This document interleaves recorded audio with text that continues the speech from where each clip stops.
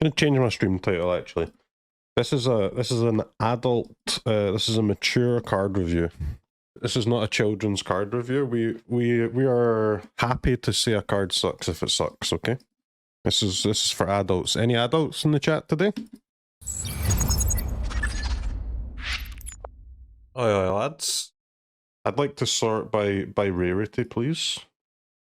Let's have a quick scan at all the bangers. So we have all of the cards, right? Correct? Confirmed? I believe that's confirmed. Yeah, we'll take a quick look at the rares and the mythics, see if anything stands out. Then I guess we'll start going through current tier 1 and tier 2 decks in standard and see what new cards to add to them. And then try and make some new decks, I suppose. Ixalan, the Deepest Betrayal. These all kind of suck, don't they? They're like land creatures. Just completely farmed by binding, man. If you compare it to Shelley, it's not really comparing it to Shelley, it's just like... The thing is, in standard, like, especially the post, or like this, you know, this apocalypse that we live in with no rotation, there's only like three playable types of cards in standard, huh? Mono red cards, ramp cards, and then other cards that beat at least one of those two decks. Right, you take mono red cards, you take ramp cards, and then you get a pile of cards, like a category of cards that beat at least one of those two decks, preferably both of them, and then you just make a mid-range deck out of like the best of that pile. So these type of cards will never see play, man.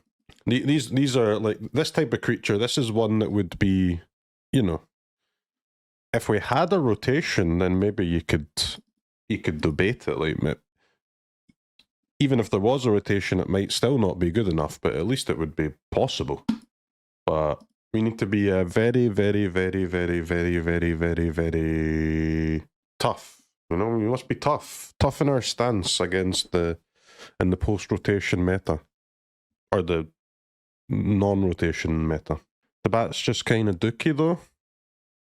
It would be good if there was no ramp, man. It'd be, I think, because most of the creature is too slow to kill ramp, and ramp is the deck with the most exile removal, right? So you should just get crushed. Maybe you can play it sideboard and for mono red, but black has way better answers against mono black than that, or against mono red. Soldiers, it's not going to be that good against soldiers, because soldiers is the kind of deck that can just, like, you know, you play this and then they can just afford to take a couple of turns to hold back, build their board bigger, and then just attack once they're ready, and this creature's not that important anymore. Standard is dead. Standard is not dead. We should evaluate for Alchemy too, yeah, actually, that is true. The problem is, like, Alchemy's kind of the same thing, man.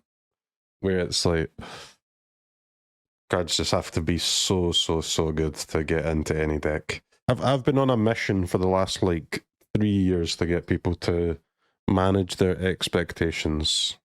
This is not a standard set, chat. This is a limited set, and we're gonna go through the limited set and try and find the standard cards. That's a better way to think about it. We'll try and find the Alchemy cards. It is a limited set. Just consider it to be draft only, and we'll take the cards that we can find as a bonus. Okay, I'm gonna give Ixalan a nope. How many rares and mythics are there? Where rares and mythics end? Here, roughly? Okay, we'll call that about 90 or so, 100 maybe? How many out of 90 rares and mythics are playable in standard or alchemy or historic? I'm going to predict 10. 10 or less. Let's see. Let's see how many we end up with, right? We're going to make a list here. Bonehorde Dinosaur. See, this is another...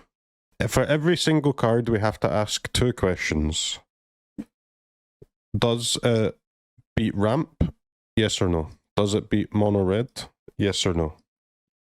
If the answer to one of those, at least one of those questions is yes, then we can move on to question 3. Question 3 is this card better than the other cards that also answered yes to one of the first 2 questions at least once?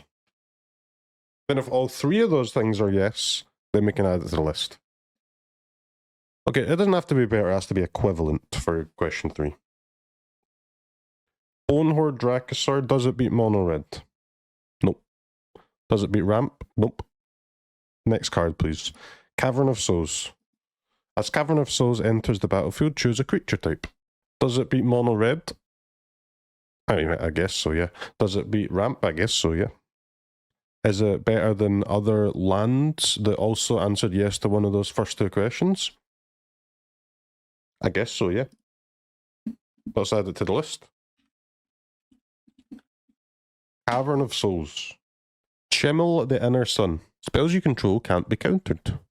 It's a bit weird to have spells you control can't be countered on a spell which itself can be countered. The opponent doesn't have any counters left. They've already used it on the card that you're casting. At the beginning of your end step, discover 5. Does this beat mono red, chat? No. Does this beat ramp? No. Next card, please. Galta, Stampede Tyrant. 8 mana trample. When Galta Stampede Tyrant enters the battlefield, put any number of creature cards from your hand onto the battlefield. Does this beat mono red? No. Does this beat ramp? No. Does this go into ramp? No.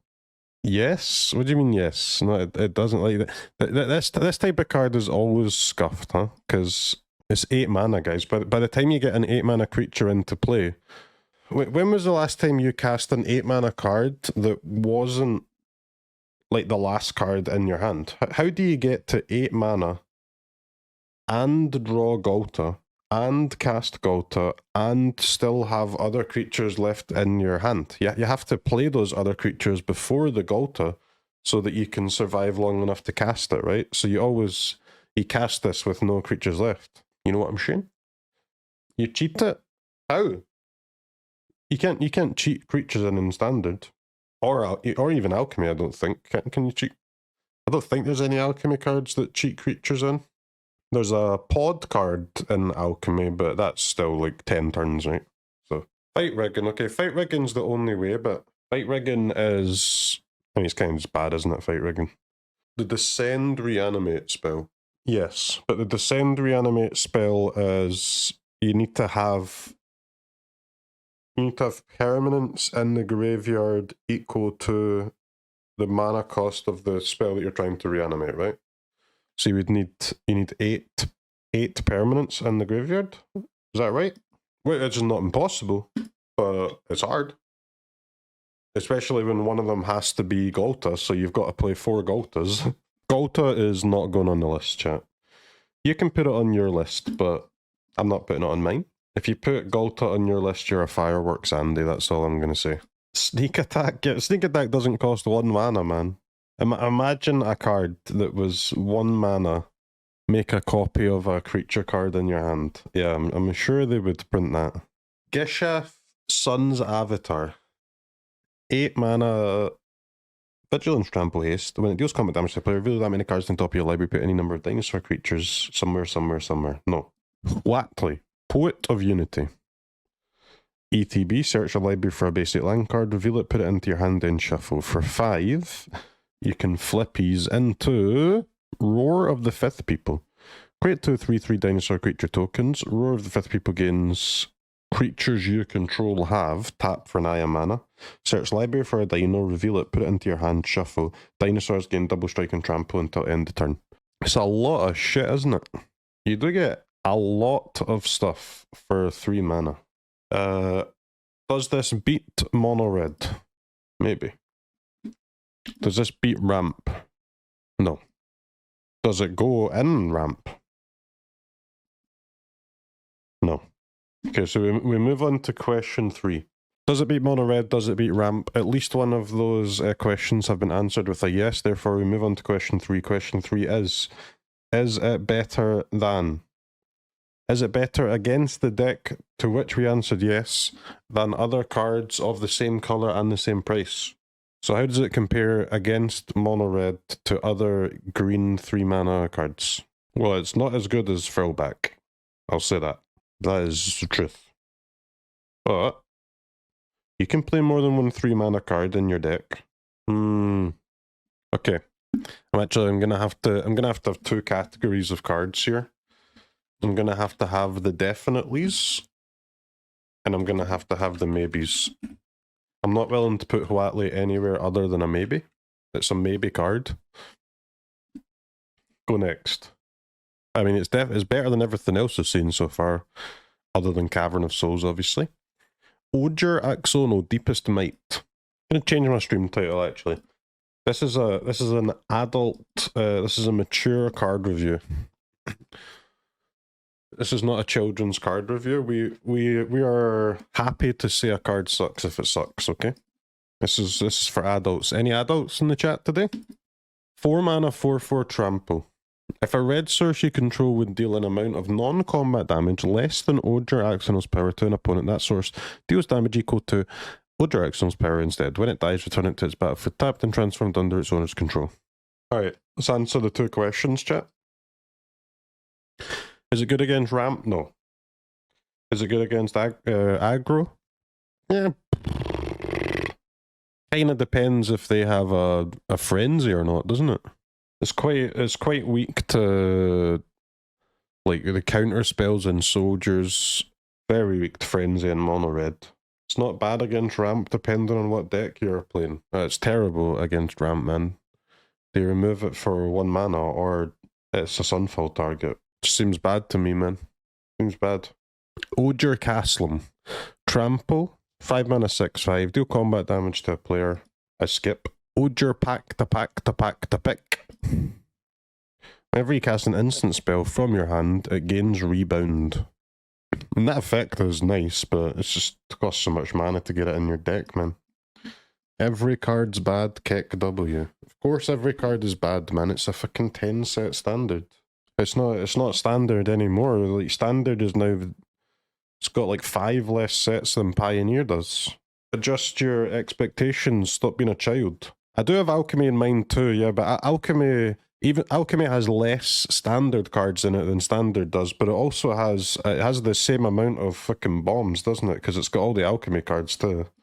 So it's just as difficult to get into an Alchemy deck as it is to get into a standard deck. Even more difficult, honestly. This is an adult stream, chat. Please. Like, you can't cast this against aggro. You can't cast it against mono red. It dies to nothing. You can't cast it against soldiers. It's just like mid-range weak card to counters. You can't cast it against ramp. It's a terrible colour for this effect, right? Because you're just half your instants are going to be counters, and what does rebound does nothing with them. So this is just trash too. Oger Tack, Deepest Foundation. This one costs 6 mana. It sucks. Planeswalkers are awful against ramp. Next card. Resplendent Angel. At the beginning of each end step, if you gained 5 or more life this turn. Oh wait, I know what that card does. I've seen that before. We can't really gain 5 life in a turn in standard, can we? We definitely can't play angels. I know that. Planeswalkers surely good. It's not, man. There's 2 good Planeswalkers in standard. Ob and Lily and Ob. And that's because they are good against ramp. I get Wonder Emperor's okay too, but Emperor's bad against Emperor's the other way around, right? Good against mono red, bad against ramp. Or I keep saying mono red, but I mean aggro when I say that. So include soldiers, include mono white, that kind of thing. Kaito and Ren you just can't play anymore because of ramp, man. Not only because of ramp, but also the flyers, right? Those ones are weak to flyers. So you've got ramp and roofing and soldiers and fairies, all making the ones like Kaito and Ren and Sauron and whatever. All these ones are kind of obsolete because of the flyers and the ramp. Ob is also kind of obsolete against flyer decks, but at least it actually kills ramp though, whereas the other ones just kind of grind against ramp. Okay, anyone willing to answer my question, please? How to gain 5 life in standard? Eat food. No thanks. Next, please. Steel Seraph. Steel Seraph attack for 5? How the hell are you attacking for 5? Denic and stuff. Okay, but what? Okay, what is stuff though? Denic is nice. Attack with Atraxa. Nope. Shelly and food. Nope. Okay. I skip then. Saheeli the Sun's Brilliance. Legendary creature, human artificer. 2 mana, 2/2, and for 2 make a copy of a creature or artifact. Make copy a creature or an artifact. Not sorcery speed, by the way. This thing. It's a flipped fable. Yeah, kind of. But the copying the artifacts is the thing, right? That's not. That card's not going to be worth it if you're trying to copy creatures. That's obvious, right? But what about artifacts, man? There are some artifacts in the game of Magic, I believe. Give me 3s, give me 4s. Things that you can reasonably copy. Maybe, if you get a bit lucky. Meh. I'm out here mehing for now. I'm continuing to meh. Forge is a great artifact at this price, but not one that gets any benefit from copying. Okay, literally useless. Next card, please. Sovereign Okinek Ahau. 4 mana, 3/4 award 2. When it attacks, for each creature you control with power greater than base power. Next. The Ancient One. 2 mana, 8/8. This goes straight in the definitely. The Ancient One. We have a third card, chat. The Enigma Jewel. Enters the battlefield tapped. Add 2 colorless for activated abilities. Okay, so we've now... This is a legendary artifact, so you can maybe play like two ofs, but we've now got, what? 2 of Enigma Jewel, 4... What's the enchantment called? Training Grounds, Omen Hawker, and then maybe 2 of Enigma Jewel. You've got 10 1-mana cards that pump up your activated abilities. I mean, it's getting to the point now where you're going to have one basically every single game, right? And I mean, if you got to play 3 copies of this, or even 4, to make sure you're getting that 1 copy every single game, then you got to do what you got to do. But basically that deck is going to have one of these every single game now. I mean, when it draws one of those cards, it's pretty good, no? This could be one of the most impactful cards in the set, because it is like... I mean, it is the card that takes a deck that feels like it's a deck that already exists, that feels like it's like 1 card away from being playable, and that is the 1 card. So that is the 1 card. I think that deck really, it wants the Enigma Jewel, but it also really needs 1 more creature that's really good, huh? For its with activated abilities, because you've got the 1-drop flyer, you've got the Surge Engine, the 1-drop fairy, the Surge Engine, you've got Fairy Mastermind, and then after that there are some other creatures that you can play, but the card quality of the 4th creature goes down by a lot. But I mean, this has to go in the maybe pile. The Enigma Jewel. The Millennium Calendar. Legendary artifact. When you untap 1 or more permanents during your untap step, put that many time counters on the Millennium Calendar. Double the number of time counters on the Millennium Calendar. No, please. No, please. It's not even a Paradox Engine win con, huh? It's bait. Would be nice if it was a Paradox Engine win con, but it's not even that, because Paradox Engine can't get the first time counter on the artifact, right? You've got to wait until the next turn. Myco Tyrant. 3 mana, trample, power and toughness equal to number of fungi and saplings. It itself is a fungi. Beginning of end step, create X1/1 tokens with this blah blah blah, can't blah blah blah, where blah blah blah is blah blah blah. Yes, Myco Tyrant. This card is strong. I think it's good. This feels like it'll be way better in Alchemy than in Standard, but it still could be good enough for Standard. It's definitely good enough for Alchemy though. Okay, Alchemy has that the 2-drop. I don't know if it's a fungus or a saproling, but it is one of them that draws when you play a land. I think it's good for Standard though. It seems to pass the first 2 questions, right? It can grow big enough to overcome mono red, and it can grow big enough to kill ramps. So it has to be good. It has to be good. It is a 3-mana creature though. 3-mana creatures. That is a highly contested spot in a deck. So I mean, it's probably the hardest slot in any deck to get into. But it does seem good. If Standard had rotated, this would be a definitely. With no rotation, I don't think I can put it above maybe for now. Just because there's so many good 3-drops. This is another good 3-drop. But I'm not willing to say it's the best 3-drop. That feels like a step too far. The Skull Spore Nexus. This spell costs X less to cast, where X is the greatest power among creatures you control. Right, Great Henji type card. Whenever one or more non-token creatures you control die, create a Dinosaur token. So it basically is Henge, huh? Just a tiny bit worse. Because it does kind of draw a card when you play a creature, right? You just draw a creature that's the same size as the one you've got. The problem is that you only draw it once it dies, and dying doesn't happen all the time. I'm looking at you, Leyline Binding. I'm looking at you, Sunfall.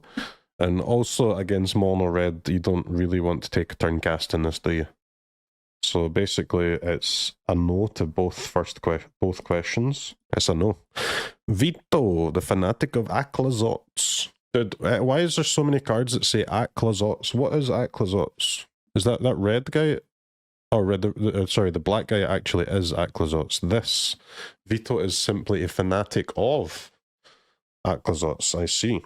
4-mana 4/4 flyer. When you sack a permanent, gain 2 if it's the first time. If it's the second time, opponent loses 2. If it's the third time, make a 4/3. Well, this one's hard to evaluate. Huh? You need to be able to play a deck that can sack 3 things on the turn that you cast this.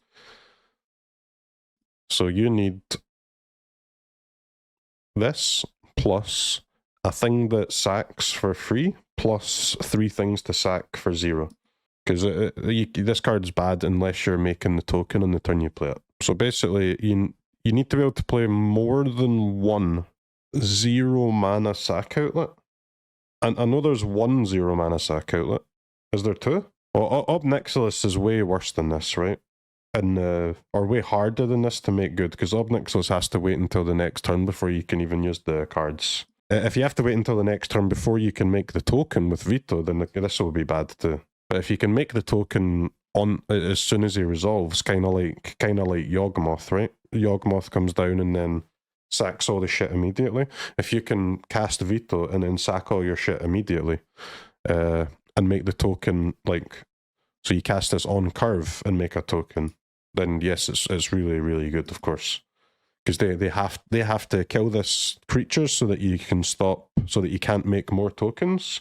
But then they still just die to the 1 token you've already made. Very hard. There is a white-black 2-drop that has a 0-mana sack. That's not enough though. You need more than that? Is there another white or black card that costs 3 or less that can sack things for free? Not Anvil, man. Not Braids. That's one. That's sack 1 thing. It needs to be able to sack 3 things by itself for free. If not, this card's unplayable. We've got Woestrider in Historic, yeah. In Standard or in Alchemy, man. This is good enough for Alchemy if you can make the token. Is there sack out that's in Alchemy? I think you only need 1 more on top of the one that we're already getting in this set. Babala Saga costs 4 in Alchemy though. And I think it might have rotated actually. I'm pretty sure Babala Saga was in Baldur's Gate, was it not? I'm gonna have to say no. Needs like Priest of Forgotten Gods or Woestrider or something like that, you know? It needs another card on top of the new one. Abuelo, Ancestral Echo. 4/4 flyer is okay. Please read the stream title before entering the stream. This is an adult stream. Stop lying like a child. It's only adults are welcome today. We're gonna be honest about the Magic cards, and we're not gonna feel bad about it because we are mature adults. You know, we've actually been alive for at least 18 years, and we no longer care about fireworks. Okay, we care about being honest with each other and living in a society where we can all tell the truth and not be made to feel bad about it.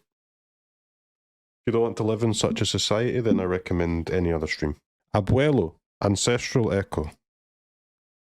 This is a post-truth stream, so true. In itself, a post-truth. 3 mana 2/2. Spirit is a good tag. Legendary is a terrible word. Flying word 2. 3 mana flicker a creature or artifact. Alright, spirits are not a thing in standard, but I'm pretty sure there's a spirits... I think there's some spirits alchemy cards. I've never used them though, so I don't actually know what they are. Spirit. I don't know if they've rotated or anything. Got this one, it's not that good though. Oh, Rezug's a spirit. Okay, I didn't know that. And Ander will make spirits. Yeah, but there's not really like a lord or anything, huh? I guess this is kind of a lord, but yeah, I don't think so, man. I don't think so. Okay, Abuelo's Awakening. Return artifact or enchantment from graveyard to battlefield with counters on it. It's a creature. So you get a 4 mana 1/1 artifact or enchantment, and then you can make it bigger if you want. It's the Reanimate card, isn't it? You don't get it? What is there not to get, man? It's so you reanimate an artifact or an enchantment, but instead of coming in as an artifact or enchantment, they just come in as a 1/1 creature, right? Most of the big boys are like, if you cast it, huh? These look trash, huh? Portal and one with the multiverse are the only decent ones there, right? And that's just a weirdo deck, isn't it? Akko Pakko, the first among equals. At the beginning of each player's end step, if an artifact entered the battlefield under your control this turn, look at the top 2 cards of your library, put one of them into your hand and the other into your graveyard. Yeah, so we said about this card that it does seem good, but only if you can reliably and cheaply, preferably for free, get artifacts to enter the battlefield under your opponent's turn too. Very easy to get an artifact into your on your turn. That's fine. Your whole deck will be built around doing that. But how do you get artifacts into play on opponent's turn? In like by using cards that don't suck. Mirrex, of course, yeah, but you can't. It has to be Mirrex and other stuff. You can't play this card if you're just using Mirrex. Shark, huh? Shark's nice. But, I mean, not actually, Shark's not that nice, is it? Shark needs instants to make artifacts on opponent's turn. Why? I don't want instants in my Akko Pakko deck, or I don't want a lot of them. Fateful Absence. Fateful Absence gives them the clue token. It needs to be under your control. Artifact. 1, 2, 3, 4. Flash. Okay, all terrible. Token flash, token instant speed, make an like blood token, make a treasure token, make a something token. Grabby Giant. Gumdrop does make the food at instant speed, yeah, but it's not like it doesn't really make sense. Like those 2 cards don't go in the same deck, right? Poisoner and that blue guy. Yeah. Treasure, blood. I don't think there are any instant speed bloods, are there? Yeah, it seems like Mirrex is clue. What about map tokens? Any good instant speed map token cards? This card needs like instant speed divination make 2 maps. Give me O map. As an additional cost to cast a spell, sack an artifact or creature, draw 2 and create a map. Okay. Now we're talking. Now we are talking. But unfortunately that's not enough by itself, chat, I'm sorry. Good good attempt, Wizards. Good try, but I skip your pathetic new card. Amalia Benavides Aguirre. 2 mana, 2/2, ward, pay 3. I mean, that's a good start, isn't it? Better Dispute? No, that's way worse than Dispute, man. But it's still good. Treasure is way better than Map. So if your opponent tries to kill your creature, it's got... I mean, it's as if this creature has, what, haste and a half? That's one and a half attacks just to target it. Pretty nuts. Pretty nuts. My opponent's playing mono red. Do I want this card? Well, I probably do want this card, right? Expensive for them to target it, and it looks like I'm playing life gain. So that seems like a good strategy against mono red. If my opponent's playing ramp, would I like this card? Well, it depends what I'm doing with the life gain, doesn't it? Durdle life gain? Probably not, but life gain that grows all my guys? That sounds pretty fine. Vampire is a good type, but on the flip side, white-black is pretty terrible colours for a vampire card. Given the rest of the other vampires are all red-black. Amalia combos with Wild Growth Walker and Explorer. Bro, why are you telling me that? I was the one that told you that like a week ago. What is this? White-black is just a terrible combo for a magic card, full stop. Kind of, yeah, but it's okay. I mean, this is a weird synergy card, isn't it? It's not. It does not go in the definitely pile. I don't think I'm willing to put it even in the maybe pile. Life gain is just too hard in standard, huh? You got the good 1-drop, and you got Shelly. That's about it. I guess it's okay. It's okay with Trespasser, the 1-drop, Shelly. Nah, you can't play Black Virtue with this card, man. Your deck will never have 7 mana to cast the enchantment. Emperor, okay, Emperor. What about an Esper Legends? Denick, Shelly. Okay, do you know what? I'll add it to the maybe. But it has just made it into the maybe pile. Anim Pakal, the 1000th Moon. 3 mana, 1/2. Oh yeah, this one. Alright, this one has to be good, man. There's no way this is not good. Whenever you attack with 1 or more non-gnome creatures, put a counter on Anim Pakal, then create a gnome that's attacking, where X is the number of counters. So when you cast it, it's a 1/2 Adeline, which is obviously worse than Adeline, but it's still an Adeline. The next turn, it makes 2 tokens, right? Then 3, then 4, then 5. It has to be good. This is a definitely. Anim Pakal. 1000th Moon. One of the best cards for sure. Bad versus red and ramp. What are you talking about? It's absolutely insane against ramp, man. You didn't expect that to be a definitely. This absolutely is one of the best cards in the set. It's sideways, side grade from Adeline, right? And Adeline's one of the best creatures in the game. Bedrock Tortoise. As long as it's your turn, creatures you control have hexproof. Each creature you control with toughness greater than its power assigns combat damage equal to its toughness rather than its power. As long as it's your turn, creatures you control have hexproof. Okay, it doesn't really matter. Like, what colours can you even play this in? Mono green is unplayable. Golgari, this card doesn't do anything because all of the Golgari creatures have power already. Gruul, all of the creatures already have power anyway. Green-blue is unplayable. Green-white, although the white creatures have power already anyway. So there's just not, you can't use it. You can't put it in a deck. Braided Net. Enters the battlefield with 3 net counters. Tap a blah blah blah blah blah blah blah blah blah blah. Blah blah blah blah blah blah blah. Brass's Tunnel Grinder.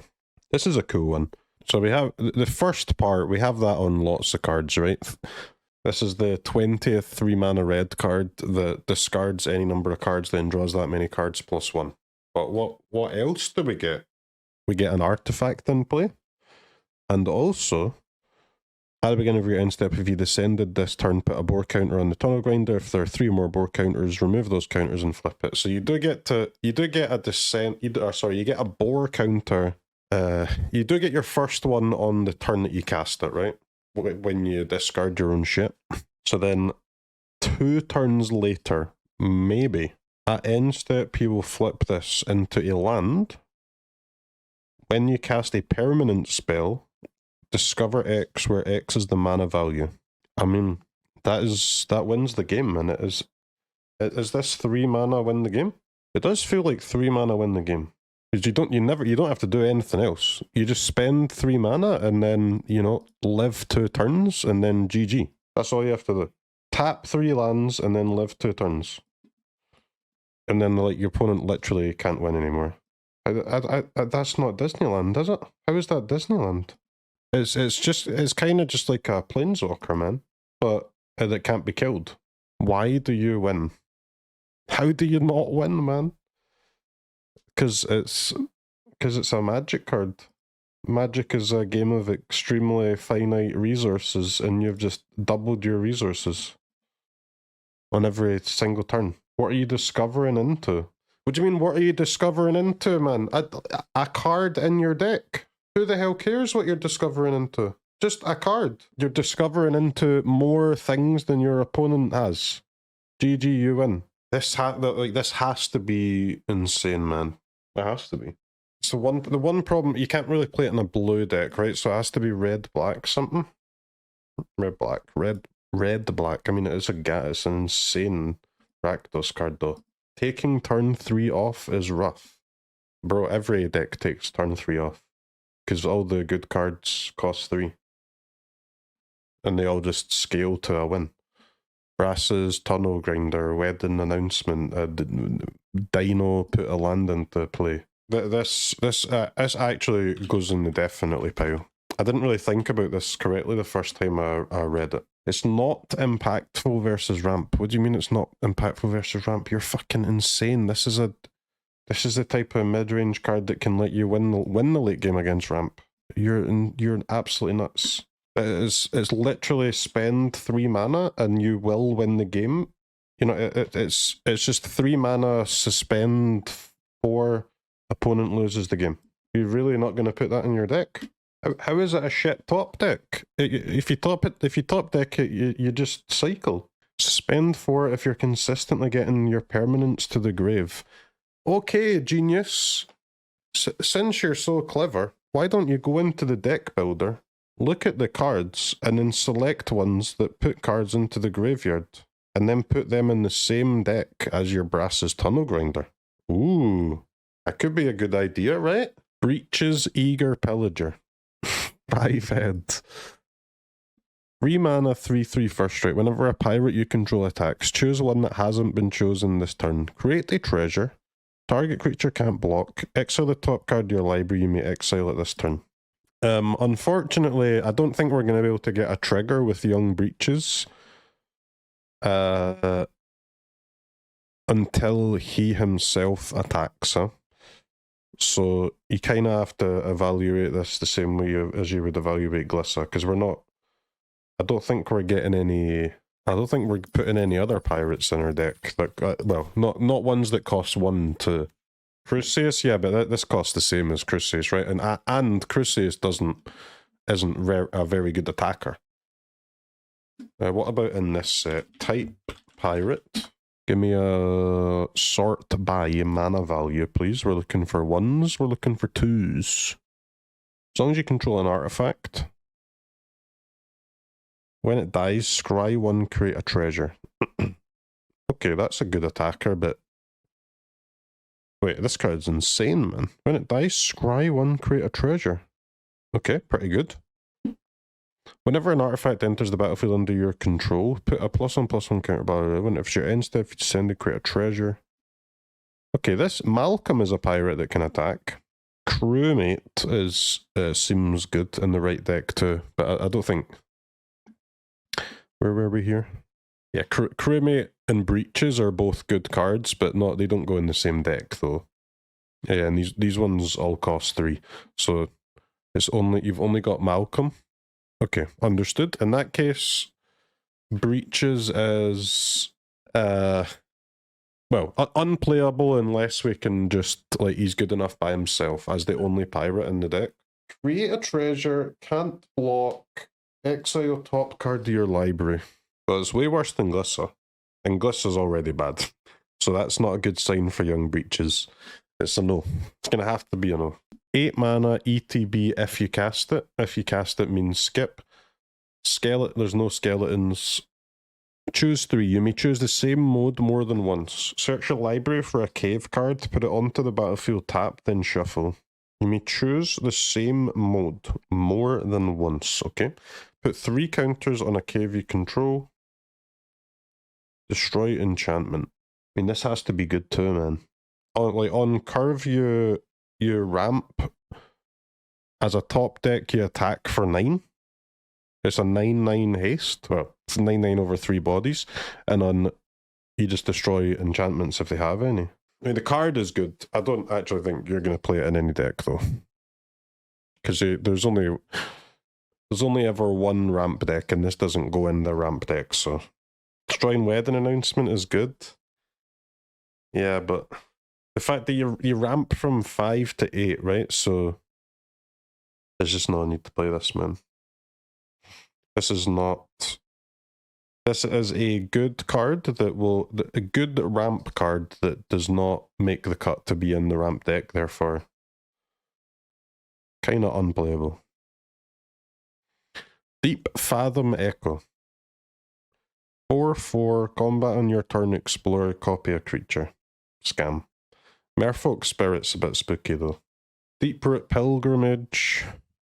I mean, it's a good card, isn't it? You're not going to be able to play Merfolk in Standard though. Maybe you can play Merfolk in Alchemy. I know there's at least one good Alchemy Merfolk. This one. This card's creature's crazy, but I think this is actually the only one, sadly. There will probably be another, and in the Alchemy set for this, there will probably be more Alchemy, right? Or more Merfolk, sorry. Ixalan Merfolk. No, there's not enough, man. I can tell you that. There's only 2 Merfolk in Standard right now, so we need like 5 Merfolk in the set, and there ain't 5. There's 1, maybe 2, maybe 3. There's 3, so we're missing like 2 or 3 Merfolk still. Hopefully we get those in Alchemy, because you've already got this one in Alchemy, right? So I think to be able to play Fish in Alchemy, we just need one 1/1 in the Alchemy set, hopefully. 1/1 in the Alchemy set, and we can play Fish. Dire Flail. Oh yeah, this one.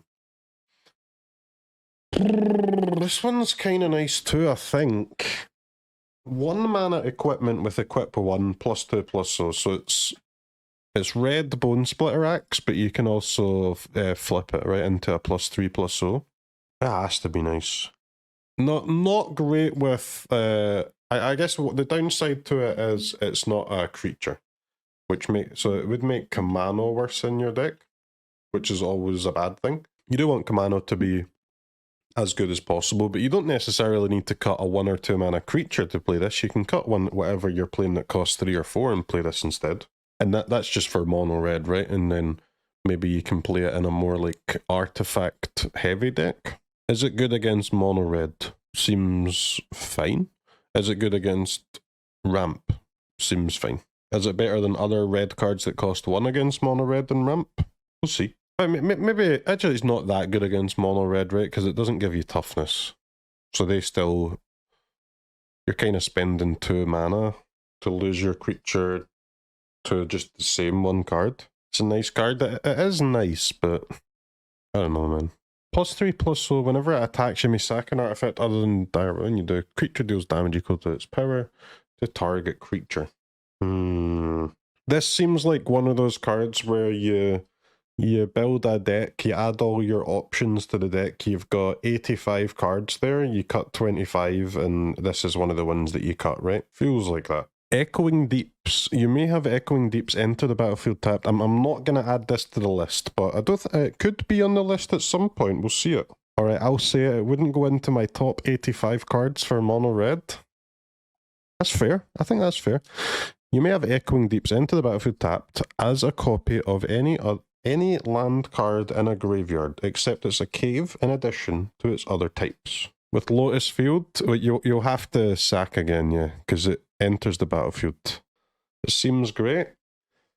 Does it?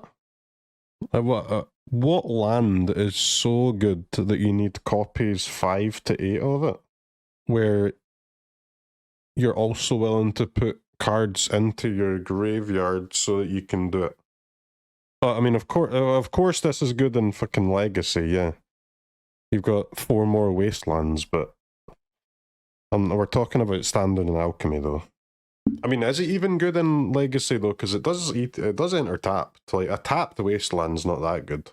Is there a 2-mana Spider that puts lands into the graveyard with that card? Yeah, but what land are you copying, man? There's no land to copy. Plaza is the only one, but Plaza is worth it. But Plaza decks do not, one, they don't want colorless lands, and 2, they don't really put cards into their graveyard, man. Kethis doesn't want this, though. Kethis does not want tapped land. I think this is unplayable, dude. In Standard and Alchemy for sure, and probably unplayable in all formats. Maybe Lotus Field, but even Lotus Field, I don't. Lotus Field decks don't put cards into their graveyard either. Yeah, if it's coming into tap and tapped is scuffed, huh? There is no land that you would be playing 4 copies of that you're looking for copies 5 to 8 and you're willing to tap it while playing a deck that fills your graveyard early. I think it's a scam. Big scam. I'm skipping. Fabrication Foundry. 2 mana, ramp a white that you can spend on artifacts or artifact abilities. 3 in a tap, exile 1 or more artifacts with mana value X, return an artifact with mana value X. This card's obviously good. This goes in the maybe pile though, because not too often will you be able to actually... Although I wish this wasn't true, but very, very rarely do you get to play an artifact deck in Standard or Alchemy. The power level of this is in the definitely pile, but I would be very surprised if you can actually make an artifact deck in Standard. Get Lost. Yes. I mean, I'm going to take the advice of the card name. Growing Rights of Itlamok. I hate this card. I know it's a reprint, but I just think it sucks. Get Lost is gas. Yeah, it's gas for your opponent, yeah. Get Lost is upgraded Fateful Absence. Bro, Get Lost is absolutely shit. I hope you guys didn't play, like, you can't kill a creature or something and then give your opponent resources, man. It completely defeats the purpose of killing the thing in the first place. It's like you play football, you fucking tackle the opponent, win the ball back, and then just throw the ball to them. Yes, I did a successful tackle, but here, have the ball back. What the fuck's the point? Would it be good if it created one map? No, it would be good if it created a map for you. You're giving your opponent 2 maps. So everyone playing Fateful Absence was insane. No, not insane. A complete fucking idiot. Yeah, like, honestly. You've got to be dumb as shit. Have you ever actually, like, taken a second to think of what Magic actually is? How like, the tiny amount of resources that you get to use in each game. And you're just handing out resources to the opponent like it's fucking trick or treat, man. What the hell are you doing? You cannot give your opponent free shit. It doesn't matter how small the free shit is. You cannot give your opponent any free shit. It's trash. When Nathan Stoyer plays 4 copies of this and an XPT streamer will mod. Nathan would not play this card. You would play this card while watching Nathan not play this card on your second monitor, yeah. It's good against Gandalfs. It's not good against Gandalfs, man. How is it good against Gandalfs? I'm gonna, like, I can't take it anymore, chat. I cannot have, between today and the day that I die, I cannot have another conversation about Magic the Gathering where we're just giving out free shit to our opponents, man. Imagine tapping your own lands to give your opponents free stuff. Do you think your opponent's going to tap their lands to give you free stuff? No. This is not a charity, man. Anything in the new set good against domain ramp? Let me consult my text document. I would say Anam Pakal 1000th Moon is very, very good against ramp. And Brass's Tunnel Grinder will help you, if you're playing a red mid-range deck, will help you to fight in the late game. These are the two that I've found so far, and then we've got a couple of maybes here that could be good against ramp. But we're still scrolling, man. It's early days. It's not free if you're getting a benefit. Clearly spending less mana for a great effect has to have a drawback. This is not a great effect, man. 2 mana kill a creature, enchantment, or planeswalker is not a great effect. This should be the baseline for all removal spells. There's a reason that every removal spell in the game, other than Cutdown, has, like, low win rate. It's because they fucking suck, dude. They suck when they don't give your opponent free stuff. Well, Leyline Binding, sorry. Cutdown and Leyline Binding. And those, believe it or not, those are the ones that cost 1 mana. If this didn't have its controller creates 2 map tokens, it would still be an utterly mid card. With that line of text, it's absolutely fucking dog shit, dude. This is not limited, man. Bread Andes. Removal is not that good. Lay Down Arms is a good card, yes, but it has an incredibly bad, like, or not bad, incredibly expensive deck building cost, huh? You can only play it in a tiny amount of decks. Control decks rely on countering the right thing at the right time. Bro, why do you think we're having a conversation here, man? We're not discussing this card. I am telling you that it sucks. I'm not debating with you. It is shit. You will not play it. You will craft it. You will put it in your deck. You will use it. And then you will stop playing it. I guarantee you. Hit the Motherload. 7 mana sorcery. It doesn't check too many boxes, man. Oh my god, there is no, like, please. There is no creature worth killing that gives your opponent 2 maps. There is no enchantment worth killing that gives your opponent 2 maps. There is no planeswalker worth killing that gives your opponent 2 maps. Because you're going to lose to the next creature, the next enchantment, or the next planeswalker that you've let them draw with their 2 fucking maps. Oh my god. I'm losing it, man. Hit the Motherload. I agree with Mr. Streamer. Thank you. I appreciate that. 7 mana sorcery, discover 10. If the discovered card's mana value is less than 10, create a number of tapped treasure tokens equal to the difference. Tapped treasures?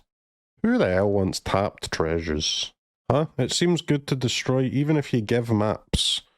It seems good to you to destroy even if you give maps, because you're a fucking dumbass. And when you give them 2 maps and then they kill you with their next thing, you're not able to put 2 and 2 together and work out that they've only played that next thing because you gave them the goddamn fucking maps. Oh my god. They wouldn't have killed you with that next thing. You were the one that just gave it to them on a fucking plate. I'm a bit stun-locked, because this type of card just makes me so angry, man. It makes me so angry. It is the perfect Beatty's card. But, like, removal that doesn't give your opponent resources is already the worst card in your deck. When you start giving them resources with your removal, you're making your worst card even worse. You have to play some removal just because of the, you know, just to hope that sometimes you get to kill a 4 mana thing with your 2 mana thing. Most of the time you don't get to do that. Most of the time you're killing a 1 mana thing or a 2 mana thing that had an ETB, and you're already trading down. So you trade down like 7 or 8 out of 10 times just for those 2 out of 3 times that you get to gain some, like, admittedly major advantage when you kill a 4 mana thing with your 2 mana thing. When you start giving them resources to do so, you're never ever ever getting to trade up. You're losing out on all 10 out of 10 occasions. It's absolute dog shit. Next card, please. Hulking Raptor. 4 mana, 5/3, ward 2. At the beginning of your pre-combat main phase, add 2 green. Woo! Morning, CROKEYZ. Hope you're well and finding life less frustrating than you are chat. I'm not finding chat frustrating, man. I don't find chat frustrating. This is simply my teaching style, okay? My teaching style is shout at you for long enough until you sit down. Some teachers behave this way. Everyone's got their own teaching style. My teaching style is aggression. Do I still get an A? No. You don't get an A today, chat. But you don't get a fail. I'm gonna give chat. I'm actually gonna give you a B so far for the day, because there has only been one card that you've been incredibly wrong about. Every other take has been pretty reasonable, you know? We're not... I put in my stream title today that this is an adult card review, where we're not going to get excited by the fireworks. And to be honest with you, we're staying calm. We're having reasonable review here. We're telling the truth so far. So I'm going to give you a B, chat. You've actually done very well today so far. One minor lapse in judgment with the Get Lost, but we let that slide and we give you a B. Yeah. Teachings of the Kirin is bad. Get Lost is good, by the way. I play Teachings of the Kirin. You kill my Teachings with Get Lost. We both spent 2 mana. You've got nothing. I've got a 1/1 token and 2 map tokens. So versatile, by the way. Versatilely shit. Oh, got him. Right, let's move on. Dude, seriously, don't talk about Get Lost ever again, because I can't stop talking. I'm constantly talking because I'm fucking maulding. I've got the rap god mauled. Into Seneschal of the Sun. 2 mana, 2/2. Legendary creature. Skip to Dino. I read the Dino. What's the take? I did not give a take, that's true. My take is, this is an okay card that will not see play in non-rotated standard. Because by definition of metagame, there can only be one ramp deck, right? Because even if people try and play 2, one will be better than the other, and eventually people will just play the one. This is not gonna it's not gonna make, like, you know, Gruul ramp better than Domain ramp. I just don't see how that's possible. What especially when it kind of works. It doesn't have synergy with the 3 mana ramp Dino, right? Because this one makes mana, and the 3 mana one actually wants you to put lands into play. It does ramp to 7, which is a good thing to ramp to. So you can ramp to a tally, but you're just playing the same deck as Domain, but worse, right? You're just playing the same. It's the same deck, but worse. You're playing a tally instead of a Traxa. They're playing Sunfall, and you're playing what? Lightning Strike? Yeah, come on. They're playing Bind, and you're playing Play with Fire. It will be more aggressive, and maybe it would be a bit better. Maybe the Gruul ramp deck, or whatever colors this shit ends up being, maybe it could be a bit better against aggro, but I doubt that too. It's not going to be better against control, and it's not going to be better against midrange. So it's already onto a losing kind of fight, but if it is a lot better against aggro, and just maybe a little bit worse against midrange and a little bit worse against control, then maybe, but I do think that's extremely unlikely. Extremely. But we'll see, man, we'll see. But the important takeaway is that this will not go in the domain deck, and for this to go into any deck, it has to be a ramp deck that's better than domain. And that, dude, that's a tough task, right? It's tough, man. Tough. Pretty hard to make a deck better than domain. Okay, what's this one? Whenever you attack him, you discard a card. When you do, put a counter on target attacking creature. Gains trample. Whenever you discard one or more cards, exile the top card of your library, you may play that card until your next end step. This one's weird, man. It seems bad to me, but all of them, like mono red 2-drops, are bad anyway. Like they're definitely the worst slot in mono red, so maybe it's better than the other bad ones, but insane card? I don't think it is insane, man. Scoundrels Goated? I don't think so. Like I mean, it's okay. It's okay at best. Maybe it's like worse than okay. It's not goated. The 3-drops in mono red and the 1-mana cards, now they are sick. Like Swifty, Monstrous Rage, Kamano, Squee, new guy, Godric. He's pretty good. The 2-drops are all awful though. So you don't have to be too good of a red 2-drop to get into mono red. But this is definitely not a great one, but it does seem okay. Pretty nice for like an aggro Paya deck, maybe. We'll see. But it's not like, who cares, right? It's just a okay 2-mana creature.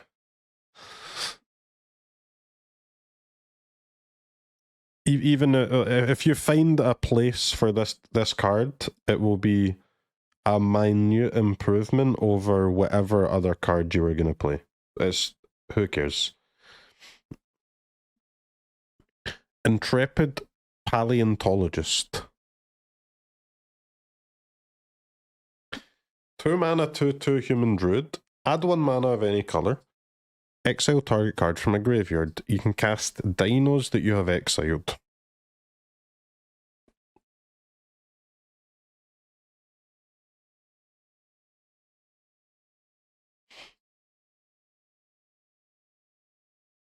Better than Feldon? See, that's what I mean, man. I don't know. I feel like they're both just mid as hell, aren't they? Maybe one is very slightly better than the other. Who knows?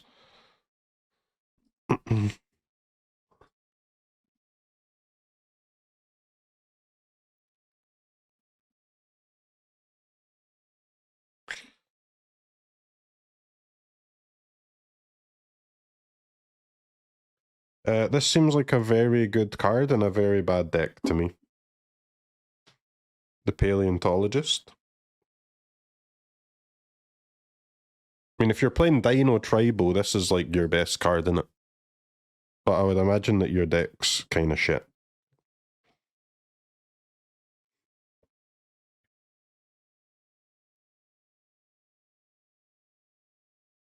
I don't think you're going to be able to play like Dino Tribal, right? Because the 10 set standard, 10, 1-0, and you're gonna come to the standard match with using cards from 1 set, and you're gonna play against an opponent that's playing with cards from all 10 sets.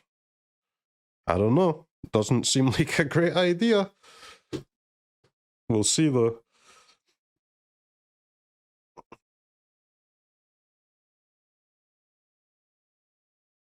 It's not even really standard anymore, man. It's kind of like half Explorer.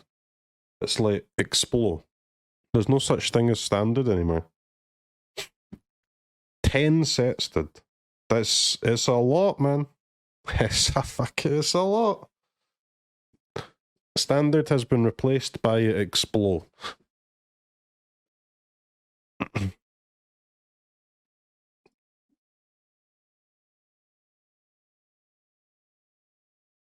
You still got 2 more to come, man. Yeah, crazy.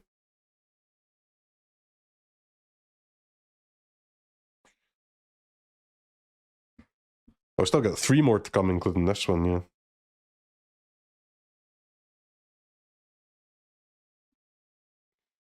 yeah. Yeah.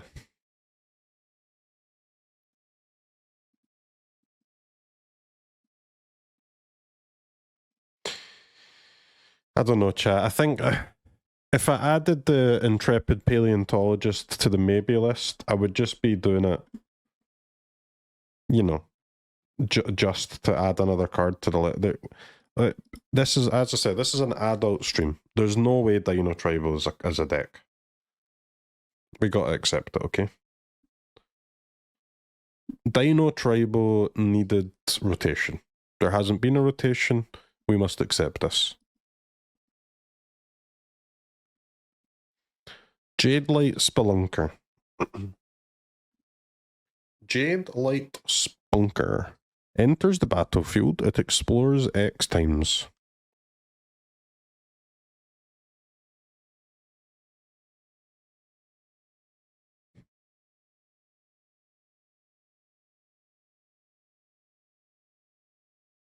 It's hard to imagine this sucking. But it's also hard to imagine it. It's a kind of, again, it's like another 61st card, huh? You're gonna cut it before you play a match, man. Really good? Like, against what, man? And like, in what deck? I don't think Fish Tribal doesn't really want a slow X cost card. Ramp doesn't want this. Maybe mid range, but it's not even that good in mid range, man, because you can't cast it until the late game.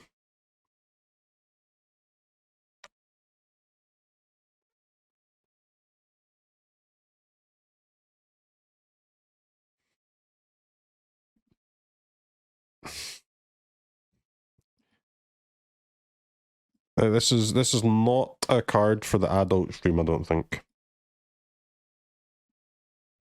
Kellen Daring Traveler.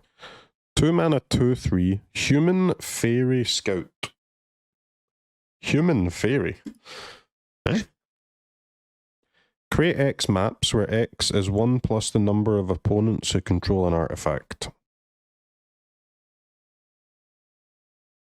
Okay. Whenever it attacks, reveal the top card of your library. If it's a creature, put it into your hand. Otherwise, you put it into your graveyard. Anybody else like see creatures that say creature card with mana value 3 or less on them and then just fall asleep? There's so many cards like that now, man. And I hate cards like that because it makes deck building boring.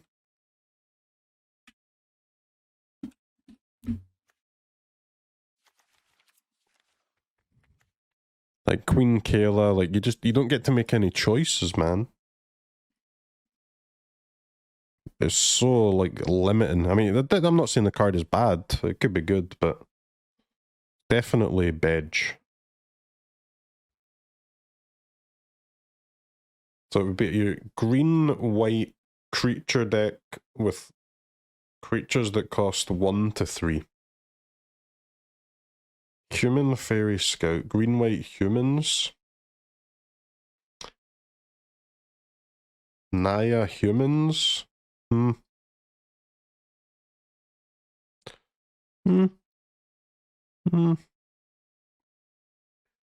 2, 3. Naya Legends, maybe? Green-white Legends, maybe.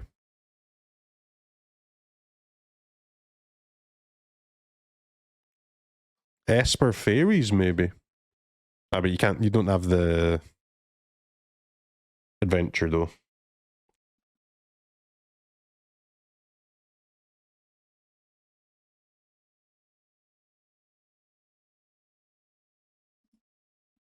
Does this card give you green mana with Plaza? I don't really know. How does Plaza work with adventure cards? So, it shouldn't, right? No?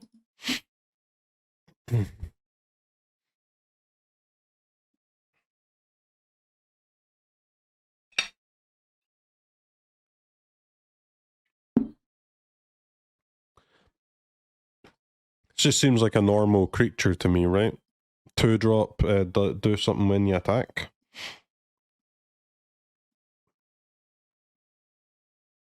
Nothing too crazy, nothing too terrible either.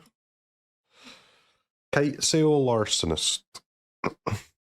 Maybe in a humans deck, maybe in a legends deck, but again, kind of just like the Inti, they're not. They're so insanely mid that even if you do play them, you're not going to have made your deck better by too much. Larcenist. 3 mana, 2/3 fly in word 1. Enters the battlefield for each player. Choose up to one other target artifact or creature that player controls. For as long as Larcenist remains in the battlefield, the chosen permanent becomes treasure artifact with blah blah blah blah blah blah blah blah blah blah blah.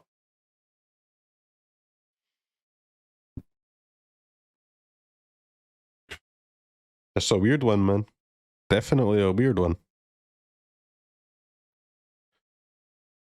It seems good.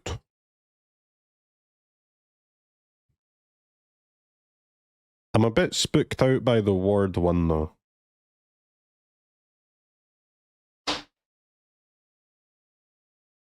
Because why does it have word 1, man? It's no longer a creature? Don't think so. I think it does the same thing as Vraska, right? It's the same text as Vraska. -2 creature, because it just turns the creature into an artifact. So they can either leave it as an artifact until they remove the Larcenist, and then they will get their creature back, or they can just like sacrifice it and use it as a treasure.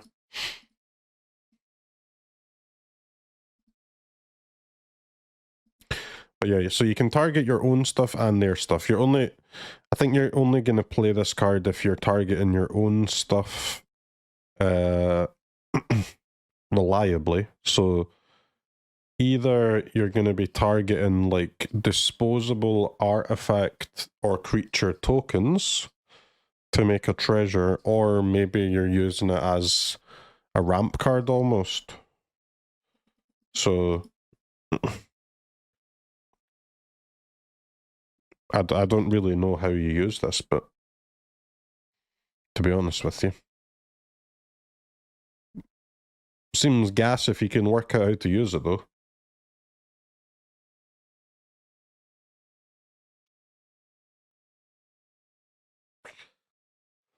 Yeah, you can turn maps into treasures, you can turn blood tokens into treasures, you can turn creature tokens into treasures.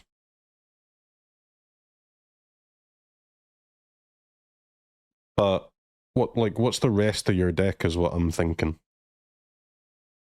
Like, are you using it as ramp? Like, are you playing 5 mana cards? Are you ramping from 3 to 5? Are you using it? What are you doing? How the hell are you getting this card and a 5 mana card and a map token that costs 1 or 2 into your deck? Like, what's your deck, man?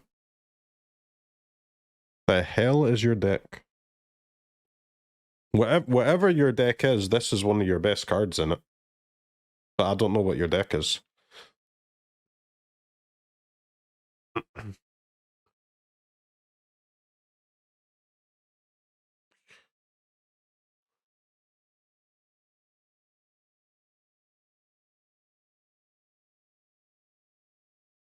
Human Pirate. Human Pirate.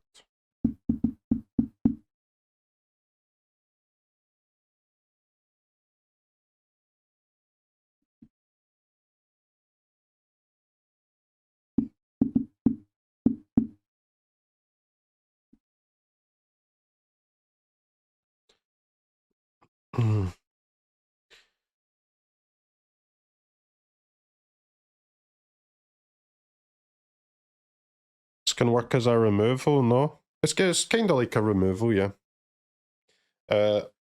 So I'm sure the best place for this will be an aggro deck. But What the hell is your blue aggro deck? Soldiers, blue red, blue black.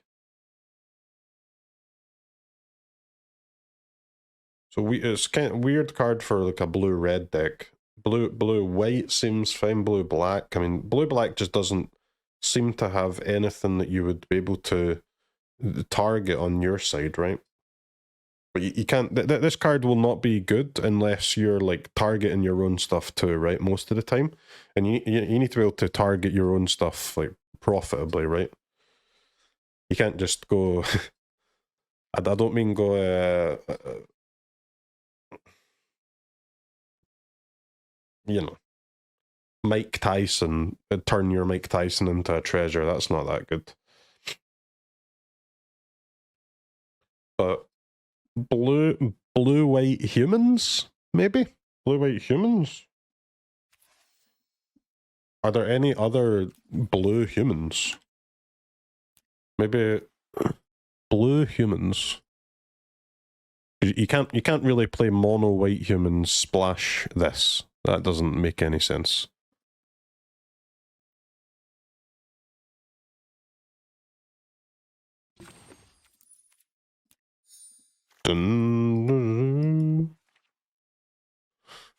Denick.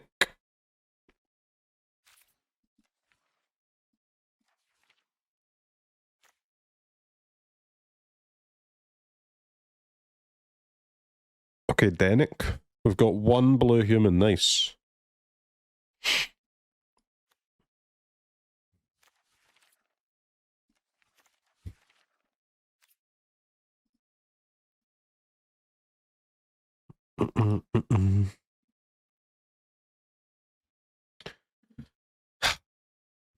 This feels like a card that should go in the definitely pile, but maybe we're overrating it, man. I'm a bit scared. I'm not fully convinced. I'm not fully convinced.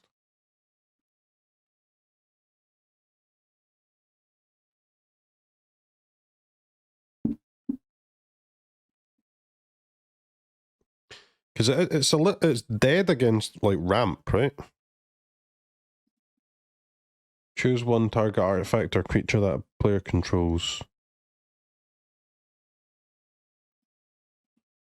Yeah, unless they've drawn the Dino, it's completely useless. That's a little spooky. I think we've got the full set now. Yeah. Mono red. That seems good against mono red though. Soldiers got to be good. I mean, it seems good against all the aggro decks.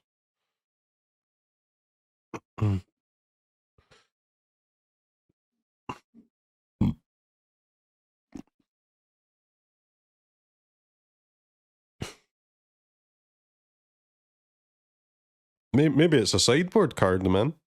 It would be fine for it to be in the sideboard. Could be. I feel like if you're playing like what blue, say you're playing blue white humans and you want to put this in the sideboard for aggro decks, there must be something better you can play sideboard for an aggro mirror if you're playing blue white soldiers. I'm gonna put it in the maybe only. I'm a little bit too sus to have it go in the definitely pile.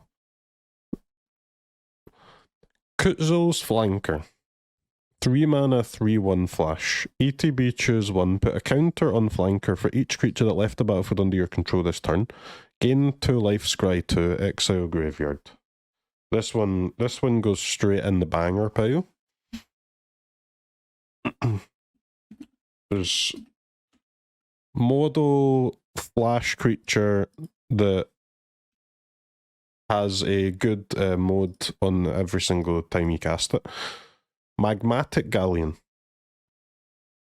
5 mana artifact vehicle.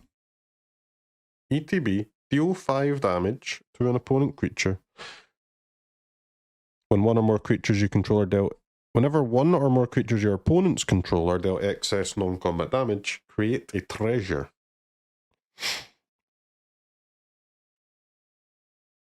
Yep, boat, man.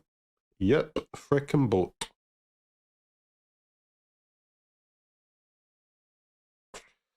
Terrible? I honestly think this is pretty good, man. For in a red, like in a red mid-range deck in a mid-range mirror, this is insane. But it's pretty a narrow situation, but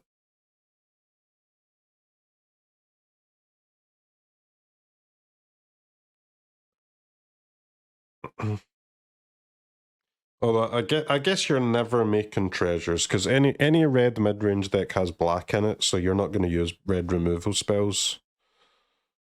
You're going to use black removal spells, so you won't actually make any treasures. So maybe it's not that good.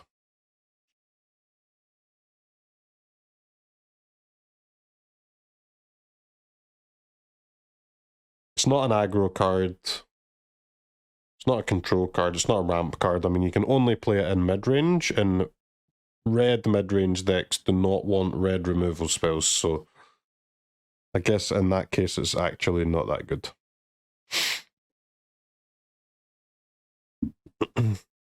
Jeskai? Yeah, maybe Jeskai.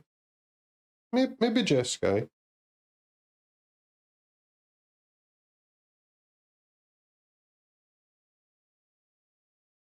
Like a Jeskai tokens mid-range might play red removal instead of the white ones. Jeskai tokens mid-range can maybe play Frenzy, right?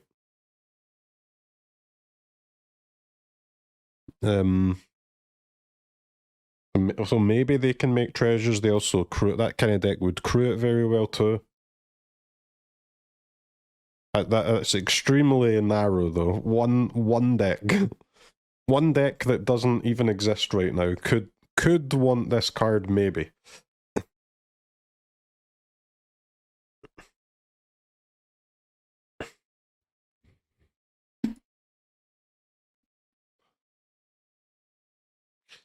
Yeah, it's a shame. It's a shame that Brotherhood's End only makes one treasure, huh?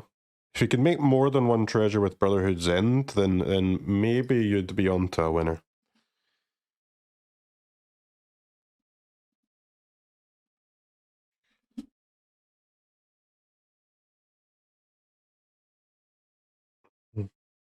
Gruul? I don't think this is a Gruul card, man.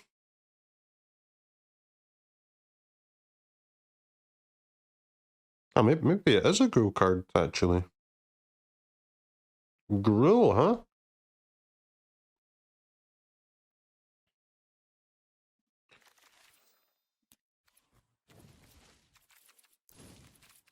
Homie said Gruul, did they? Let me see my other options for Gruul 5-mana cards.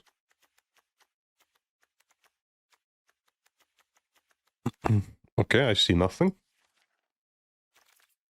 I see literally nothing. Okay, maybe it is a Gruul card, man.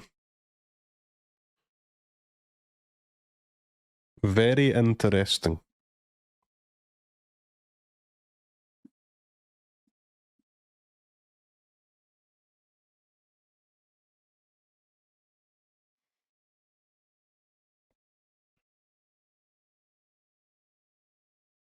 Gruul mid-range, though. What the fuck? Gruul mid-range. Does not sound very good.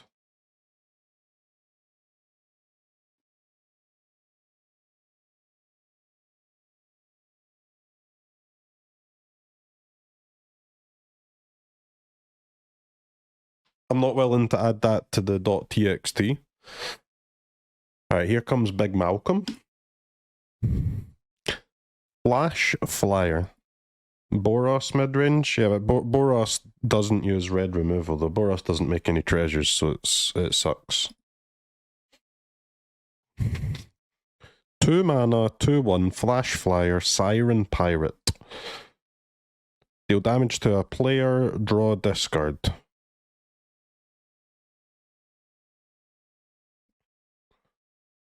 Blue creatures are always skips. That's cap, but literally the best card in the last set is a blue creature. Clueless.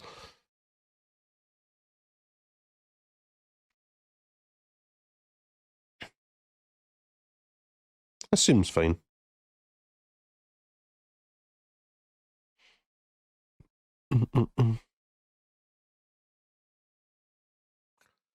Pretty terrible creature types though, huh? Siren Pirate.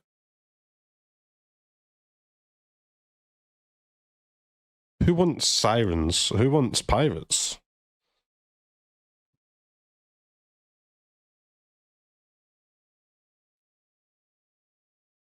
Which one? Oh, the 1-mana 3/3 flyer, man.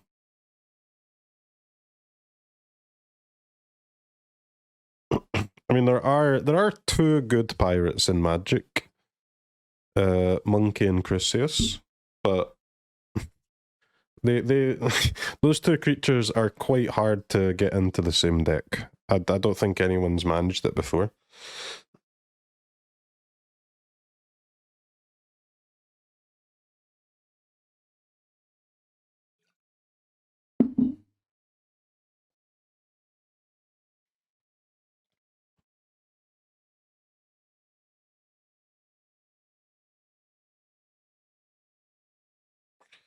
Historic Brawl, okay, true.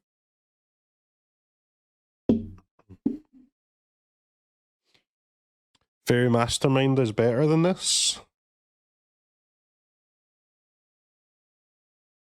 Is it?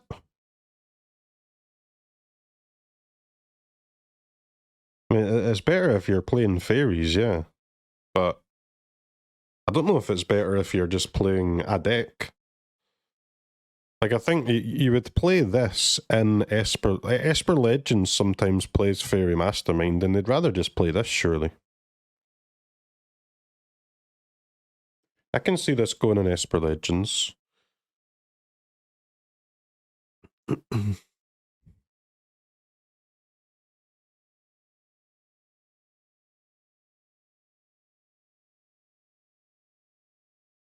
Really, it's really good with Denick, this card, right? And any card that's good with Denick is immediately gas, because Denick is busted as hell.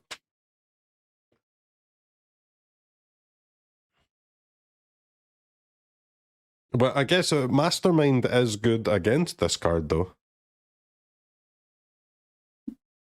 So I suppose you want this card, if you're playing Esper Legends, you want to have Mastermind in the mirror, but you want to have this against everything else.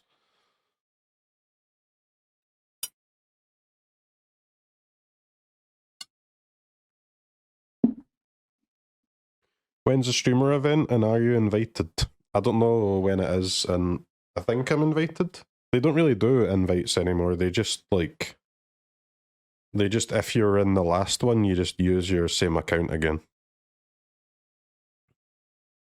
But so I think I'm in it, but I didn't play in the last one, so... because I was on holiday, but I would assume I'm in it.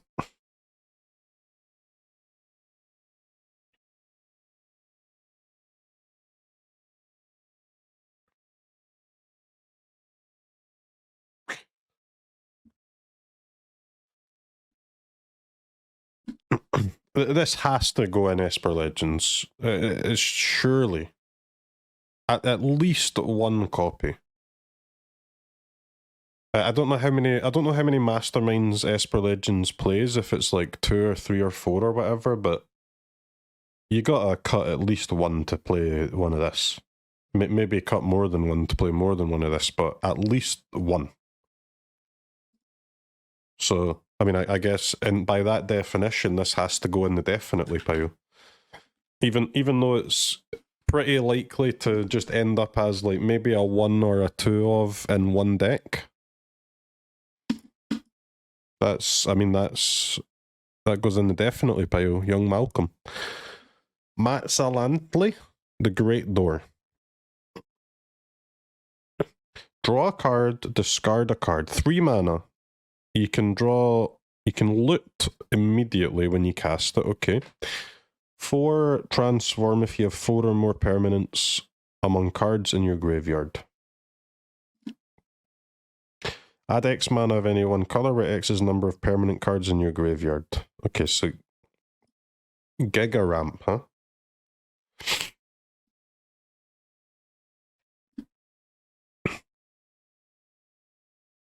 It does flip tapped. That is cringe. That is mega, mega, mega cringe.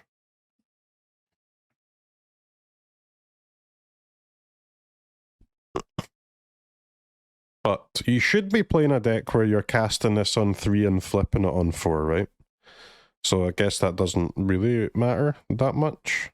But I guess it does matter, because if you could flip it untapped, then you could actually still have a turn. I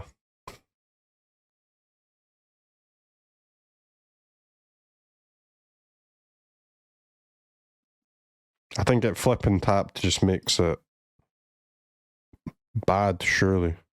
Oh, you can flip it instant speed. Okay, that's a little better, but still kind of scuffed, though.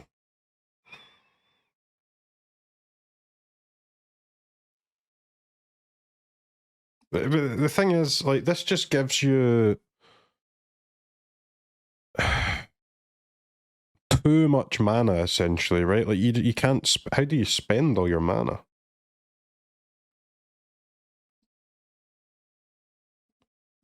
You don't need this much mana, man.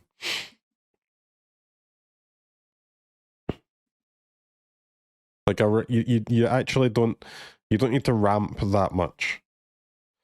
Like, it would be better if it cost 2, flip for 3, and gave you, like, 4 mana, right? That would be... Then you'd have a banger of a card, but X mana is just unnecessary. You can't spend it.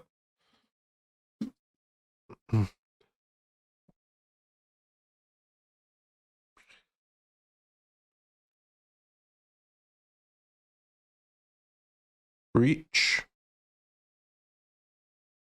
But Breach, like, you can cast Breach, man. Breach, you can ramp to Breach, like, much easier than this.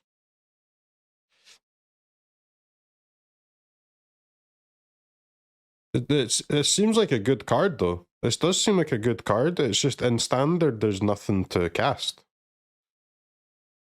You will not spend the mana. I mean, you can't spend the mana, it's pointless.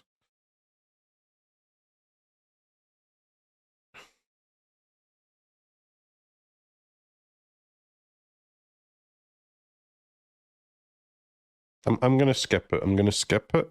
I will try this card, but I'm not gonna put it on my list. Molten Collapse. Okay, this is obviously good. Molten Collapse. Actually not as good in standard as it is in older formats, but what about Alchemy? Non-creature, non-land permanents that cost 1 or less. In Alchemy. I guess you can target your own Nightmare, right? To scry 2. That's pretty good. What else can you do?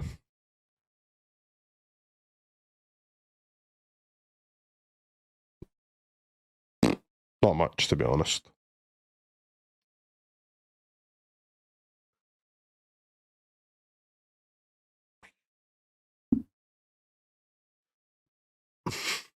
Yeah. It would be better if it gave 2 maps. So true.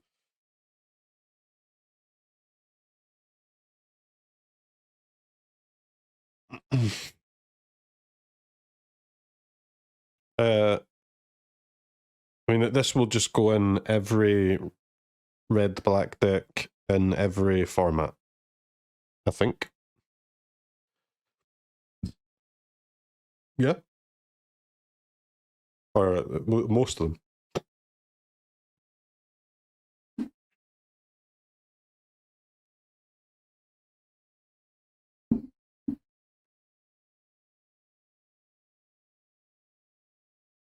targeted against Oven.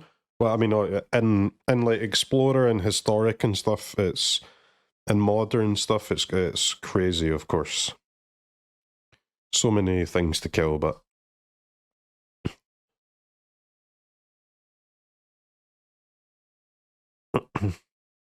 okay, yeah, you can kill Sunfall tokens in Standard. That's pretty good. Kill an Emperor and a Sunfall token. Map tokens, blood tokens. You can kill Kamano before it's flipped into a creature. You can kill Okiba before it flips into a creature. You can kill...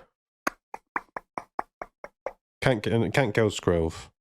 Well, I mean, it can kill Skrelv, but not with the second part. Non-creature, non-land permanent.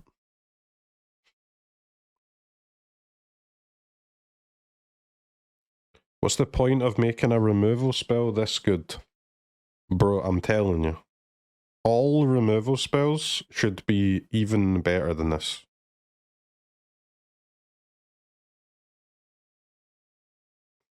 Removal spells in general are absolute dog shit. They're the worst card in your deck. Like, creatures, planeswalkers, artifacts, enchantments have all got so much better over the last, like, 5 years or so, and removal spells are just the same as they were 20 years ago, man. It's the only card type that hasn't been power crept. Every removal spell should be even better than this.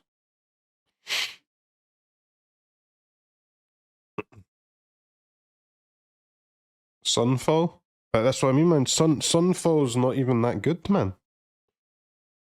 But it's so much better than all the other trash that people get a boner for it.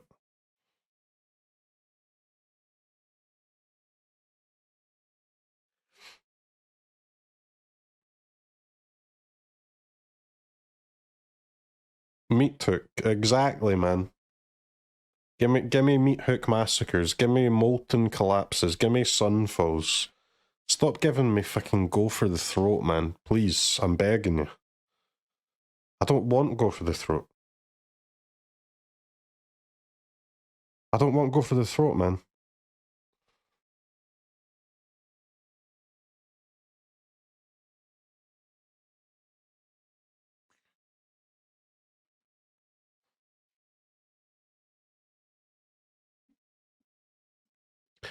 Palani's Hatcher. Creature dinosaur. Other dinosaurs have haste. When it enters the battlefield, create 2 0/1 green dinosaur egg creature tokens. At the beginning of combat on your turn, if you control one or more eggs, sacrifice an egg, then create a 3/3 green dinosaur creature token.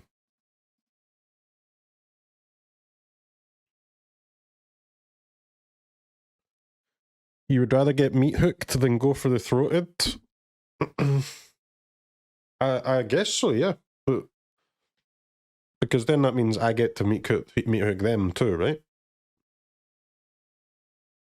I would rather my opponent and I both had meat hook than both had go for the throat. At least we're both then playing good cards. Alright, what's going on with this dino, man?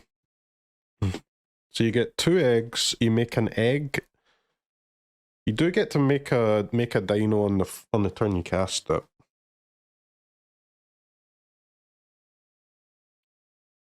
So you get what? You get a 5/3 and a 3/3, and then you're threatening to make another 3/3. I mean, that's a lot of power and a lot of toughness. But it's also a lot of mana. For a Gruul deck, it's a lot of mana.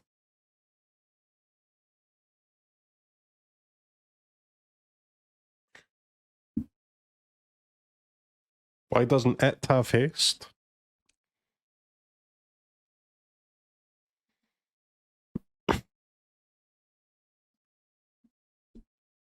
I feel like it probably started with haste, right? At the beginning of testing, I would imagine. And they must have just thought it was too good. I can't imagine that they didn't test it with it having haste. They must have tried it. So there must be a reason why it doesn't have haste, but 5 mana, 8 haste sounds excessive for standard, does it? How it doesn't. It sounds just like a normal 5 mana playable card. We've been through this so many times. In standard, there are literally 3 playable cards that cost 5. There are hundreds of cards that cost 5. 3 of them. Of all of these cards, only 3 of them go in a deck. Oh wait, this is only Grow. Of all of these cards, that whatever that was, 150 cards, 3 of them see play. White Virtue, Sunfall, and Gix's Command. So obviously, when they print 5 mana cards, they generally make them too weak. So maybe it is gonna be bad, huh? I don't think it having haste would make it too strong.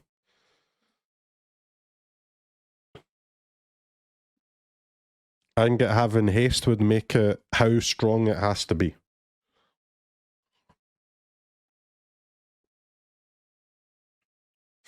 It's just so difficult for a 5 mana card to be good, because the vast majority of the time it's either going to be too expensive to play against aggro, too expensive to play against counters, or too mopey against ramp, right? Like there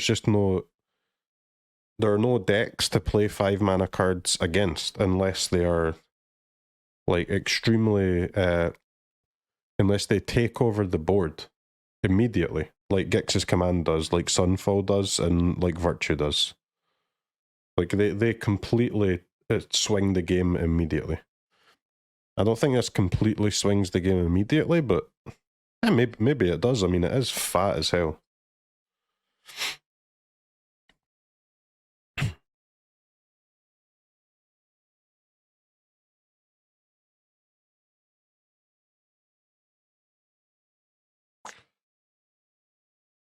Dinos do have a Llanowar Elf. That is true. You think it's like Chariot?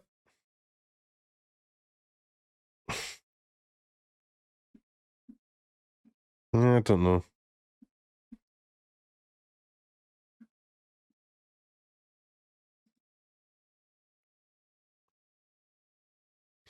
Like this Dino. I mean, I think it is pretty good, but the bar for playable 5 mana card is so fucking high that I just can't see a world where this gets over that bar.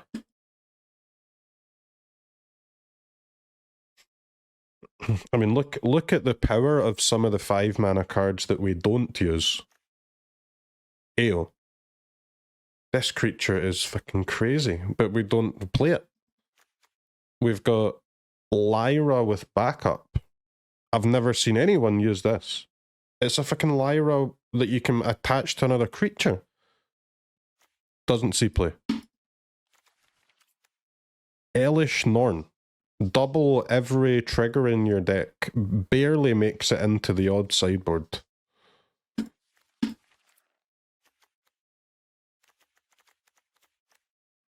What else? I mean, these are all just completely awful. Like none of these are even remotely good. But yeah, you get the idea, right? Planeswalker that makes a creature that grows and draws cards every turn. Unplayable. Planeswalker that can make 4 creatures in the first 2 turns. Unplayable. Flying creature with ward that looks at the top 5 cards of your deck. Unplayable.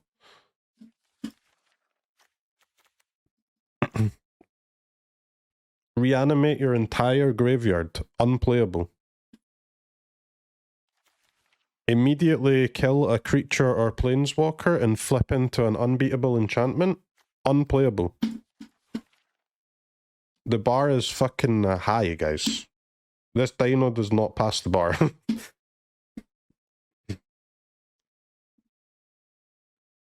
No shot. Remember, we're not playing standard anymore. We're playing Explo. This is not an Explo card.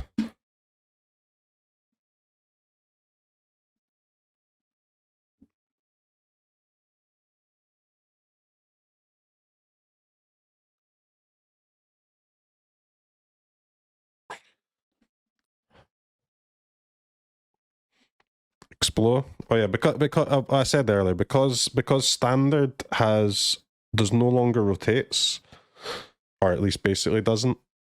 I don't know how many sets are in Explorer, but standard is now like half of Explorer, and it's Explo. Not standard anymore. Standard is a 5-set format. Explo is the new 10-set format. I mean, it will be 12 sets. Explol, yes.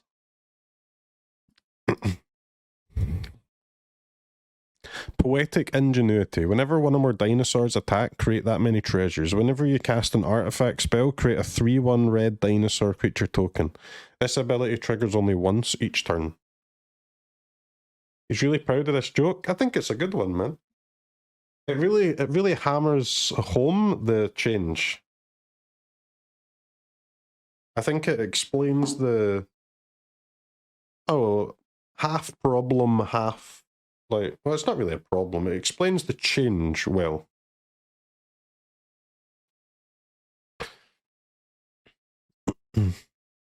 Whenever one or more dinos attack, create that many treasures. So you can create more than one treasure. That is spooky text, man. That is spooky text. You might be able to cast this for effectively like 1 mana or even 0 if you're getting a bit lucky. If you cast this and attack with 1 dino, you're not too excited. If you cast this and attack with 2 dinos, you're pretty excited. If you attack this and attack with 0 dinos, you just lost the game. So that is bad.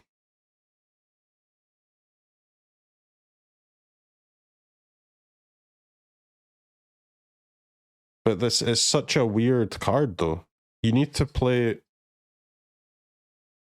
dinos and artifacts and lands and disenchantment itself and removal. So you're gonna have, there's no space left in your deck for the dinos and the artifacts. You're not gonna get a lot of dinos in the deck. You're not gonna get a lot of artifacts in the deck.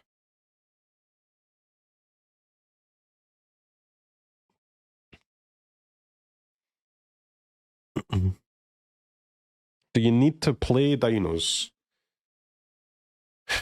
Not necessarily, but even if you're only playing artifacts, it's if you're not playing any dinos, then this card is going to be really bad, no?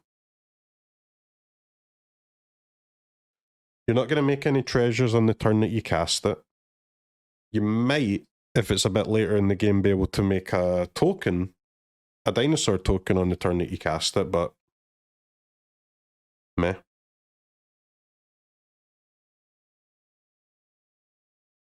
It would be a card, an enchantment in your artifact deck that's bad on curve and, well, it's bad late game too, right? Because you've already used all your artifacts. You can't make any tokens anymore. So I think you'd have to play it in a deck with both dinos and artifacts. And what the hell kind of deck is that? Because if you're not playing any dinos, you can never cast this thing, right? You can't cast it on curve, and you can't cast it later because you've got no artifacts left to even make any tokens.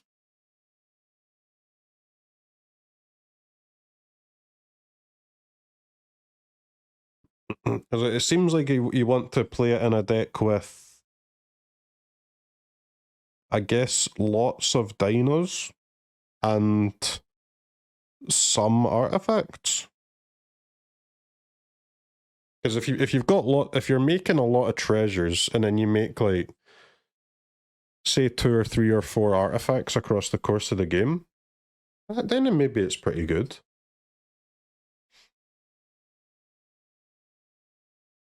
But what artifacts do you want in your dino deck?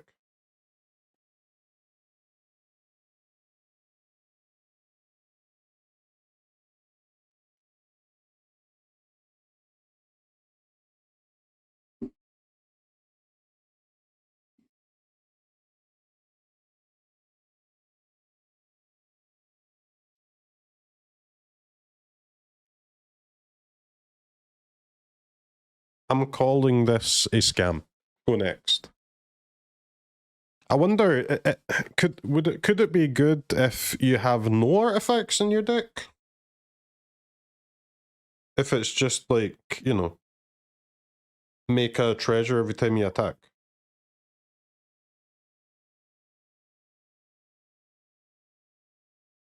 How many treasures does your 3 mana enchantment need to make if that's all it does? It just makes treasures. I mean, probably quite a lot. 1,000? Yeah, maybe. Maybe. Not 4, man. Not more than 4. If you're only making 4 treasures, then there's just no reason to put this in your deck, right? You've only gained 1 mana over the course of the game. But you've skipped a turn.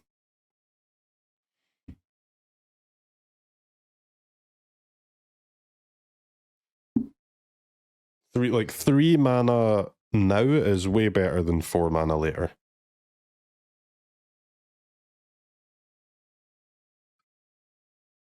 And basically all circumstances. Preacher of the Schism. 3 mana, 2/4 Vampire Cleric. Okay. Insanely good types. Death Touch. Insanely good word. Whenever Preacher of the Schism attacks the player with the most life or tied for most life, create a 1/1 token with lifelink. If opponent has more life than you, or tied, token with lifelink. If opponent has less life than you, or tied, draw, lose a life. If tied, do both, I believe.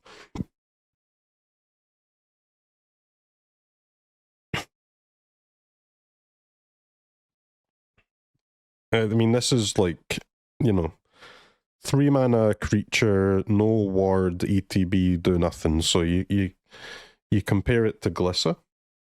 How does it compare to Glissa?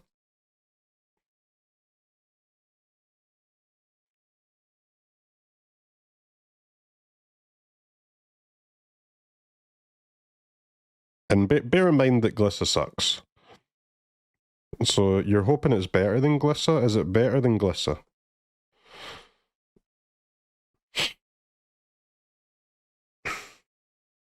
Don't think so.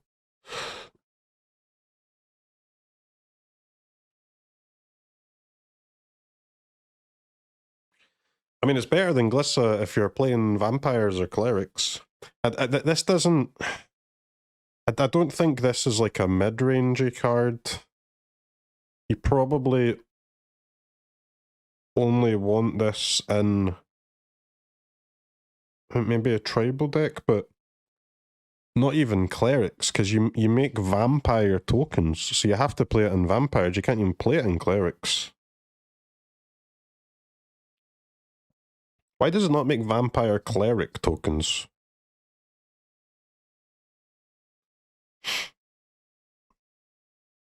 Vampires are pretty good in standard though, man. They are pretty good. Not a tier 1 or a tier 2 deck yet, but very close. Red black vampires, that is. Give me a rarity. So you would get Preacher. I don't think Preacher is enough to by itself to make vampires playable.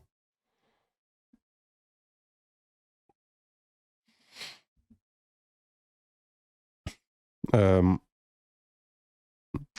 going Mardu is extremely sus.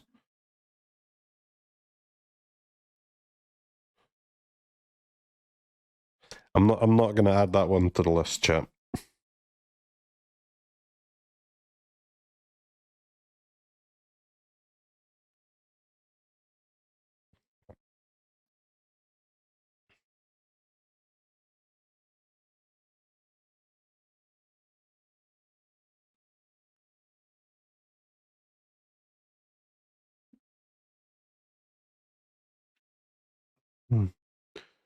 Could you explain how standard is changing? Oh, I did. The metagame is going to be shook up so much. It's going to go from like beige to cream.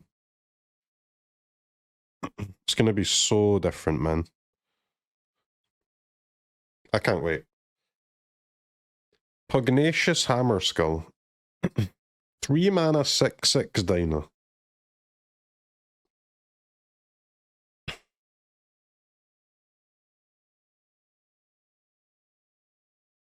It's not a lot of mana for quite a lot of stats.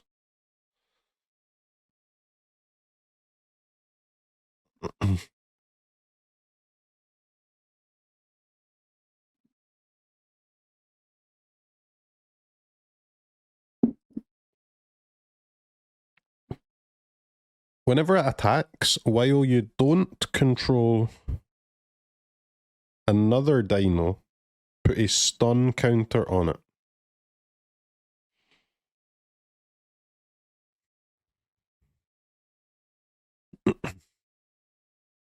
Do you know what I see when I read this, chat? I see just simply have another dino in play and therefore don't get a stun counter. Easy, right?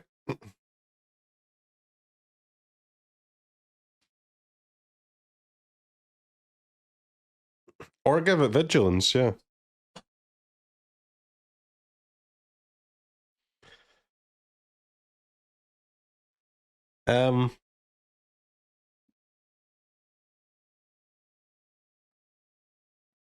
Alright, I think I'm finished with the jazz. It's time for a pivot. Do you know what we haven't listened to for a while, chat? How about some of this? How about a trip to the local tavern?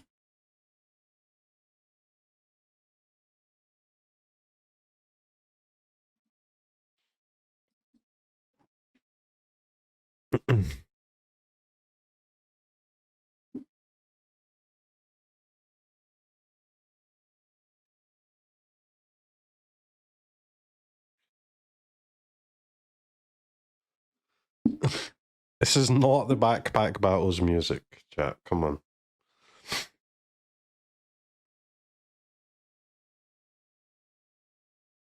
Wait, is it? Is this the song in Backpack Battles?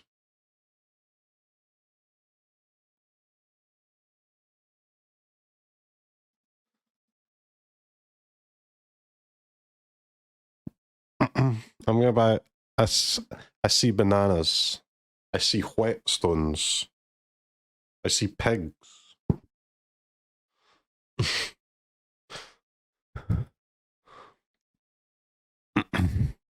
Alright, what's going on with the dinos?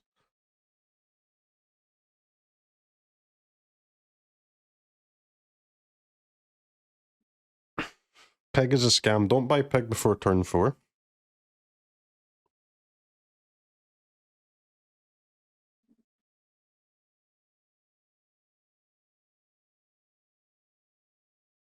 I mean, it's just a creature, isn't it?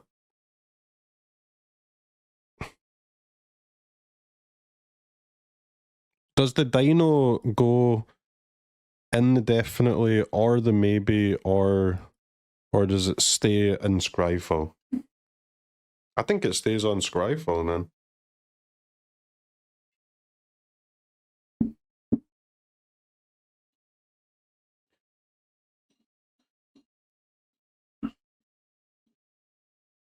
It's not. It's not a definitely, chat, because it's a dinosaur tribal card, and dinosaur tribal will simply not be a deck. So you can't play it in any aggro deck. Therefore, it has to be a combo card if it sees play. With, I guess you can play it maybe sideboard against mono red or something because they can't kill it, but the fight rigging, right? And just fight rigging, I can't see it. It'll never be a deck, man. It'll never be a deck. But yeah, maybe it can fill the Lovestruck Beast role, right? Sometimes people used to play Lovestruck Beast sideboard sometimes. Most of the time they would just play it main. This one can't really go main, but sometimes people would play it sideboard. And this could be a good green sideboard card against mono red. The problem is that your sideboard has such a small number of slots, right? And mono red is not the only aggro deck. There's also mono white. There's also soldiers, that type of thing, where this is not even good against them.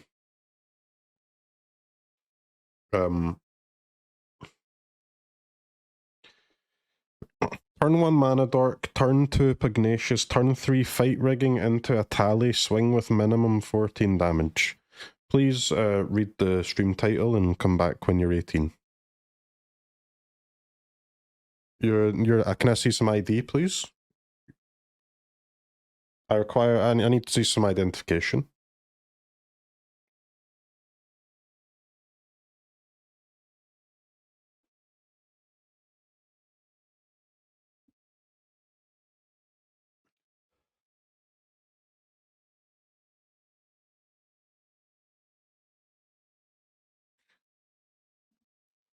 I read the stream title and I thought this would be a sexy card review.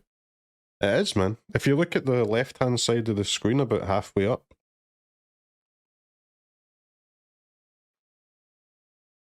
It's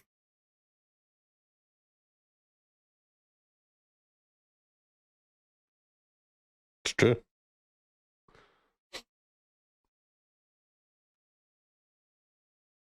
Alright, let's go Queen's Bay Paladin. Alright, let's test the waters here, chat. Anybody playing, let's say you're playing Bant Control. Anybody putting Hammer Skull in the sideboard for the mono red matchup? Bant midrange? Level 1 of, level 2 of? I don't think so, but maybe. Shark better? Ah, maybe, yeah, maybe. We'll see. I'm gonna say no for now.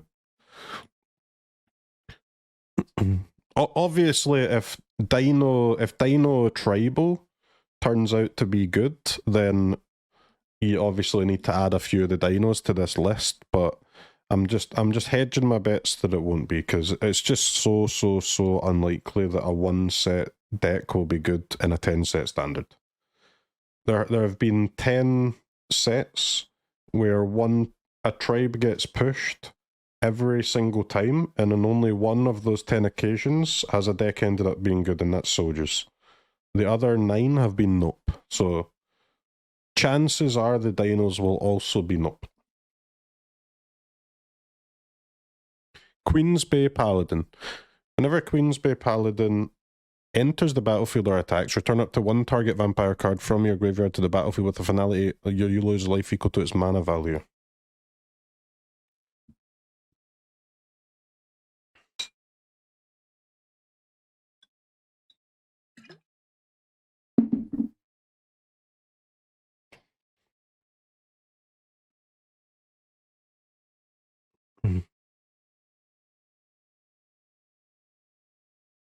A lot of mana, man.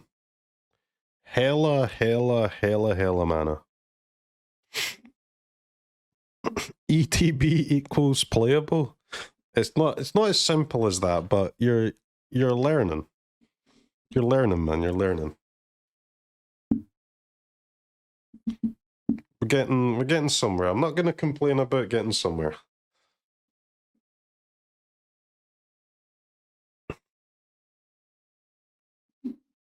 It is Olivia with an ETB, yeah. Lose life equal to its mana value is a bit spooky. There's nothing to bring back.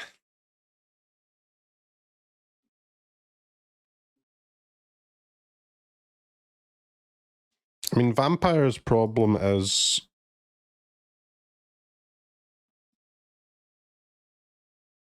Vampires are good against mono red, though. That is true. They're actually really good against all the aggro decks. They're a bit too slow to kill Ramp and things like that, though. Ramp and Esper and these type of decks, Sultai, whatever. So these and this type of card just doesn't help with the matchups that you're losing, or the matchups that you're already winning.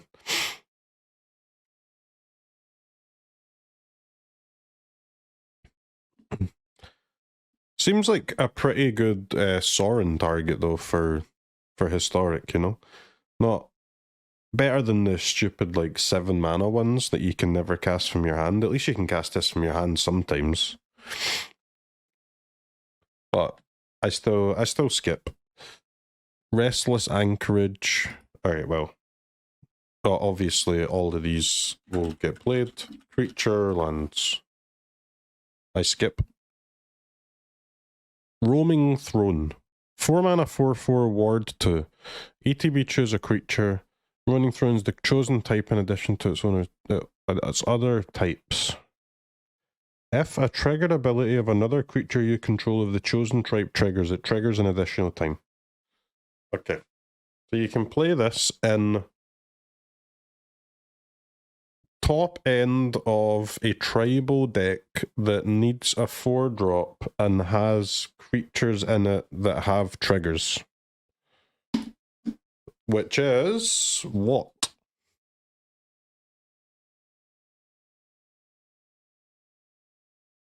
Humans? No. Fish? No.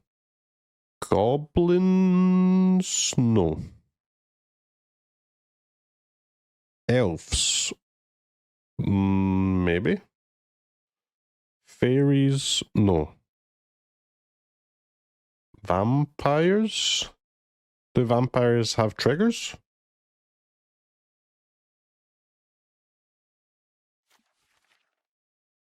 Vampire.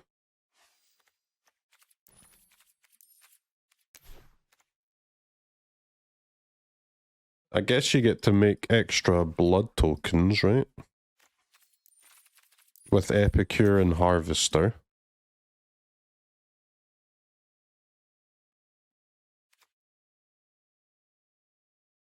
Double backup on this guy. It's kind of nice.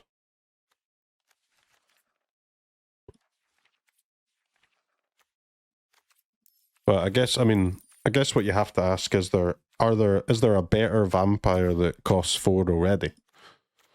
Or does it fill an empty slot?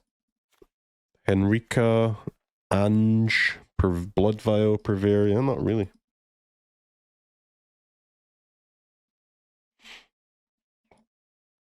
She-Aldred, everyone's favourite vampire.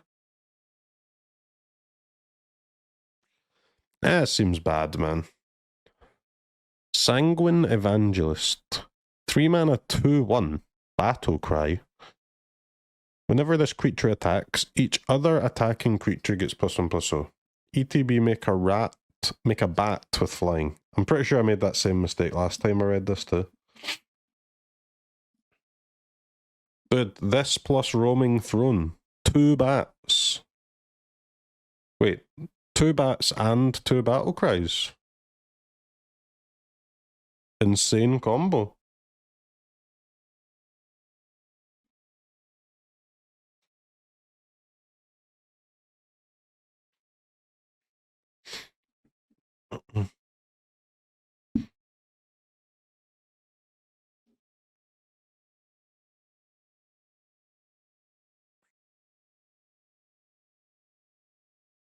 This Evangelist is pretty cool, man.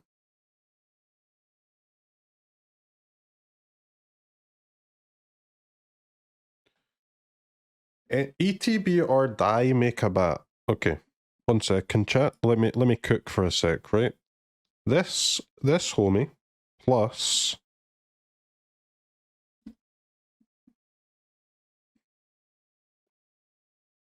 this homie plus sack a thing.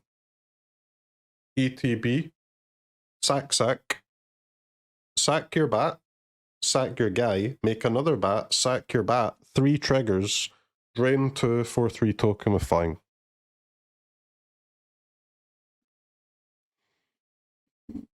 That's a little cook for you.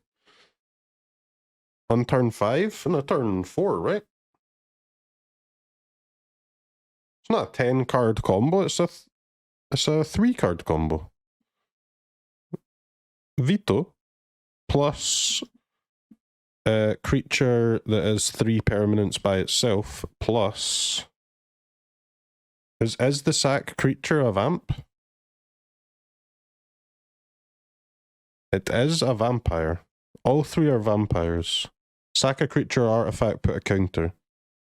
So that would you would have a 5/4, a 4/4 flyer, and a 4/3 flyer.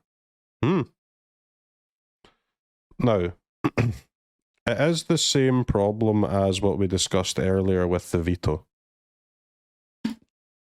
The issue is that you require multiple different creatures that can sack for free. We only have 1. You also need multiple different creatures that are in themselves 3 bodies, which we also only have 1. So you kind of need 8 Sanguine Evangelists in your deck and 8 Bartholomews. We can only have 4. Therefore, for now I'm saying nope, but that is the beginning of a deck, for sure. It doesn't have to be a creature, no, but...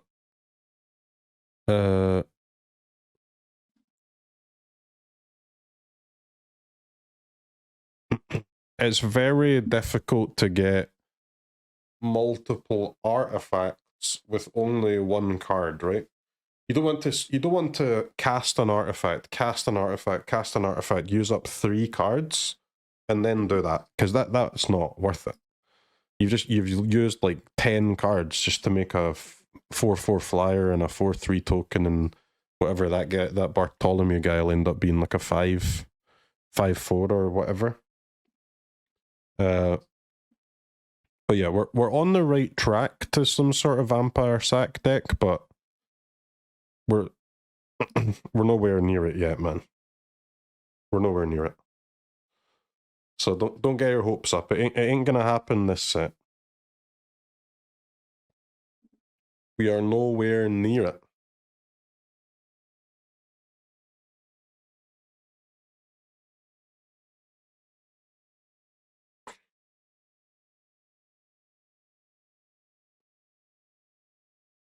We'll still try though, right? Will we?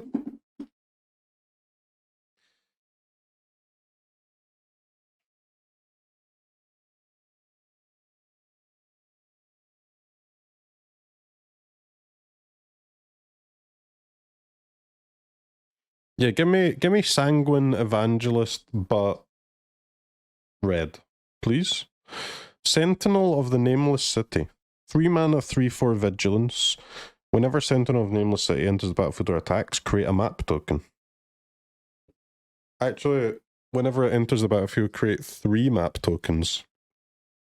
Because my opponent's going to use Get Lost on it. And then my Sentinel shall get lost.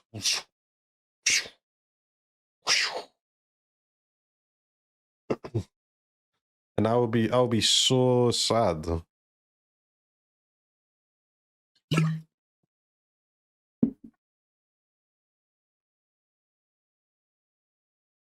What is blood waffling? Bro, why is everyone saying blood all of a sudden? Finally, blood has made it worldwide. Best term of endearment and then ever invented, by the way.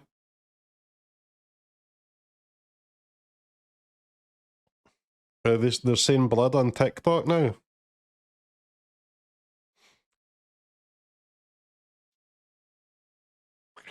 So good. Blokes.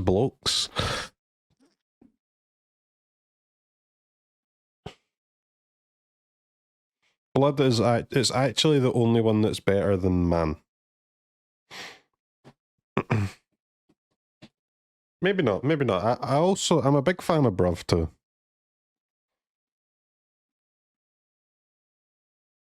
There's words that begin with the letter B. I fuck with those.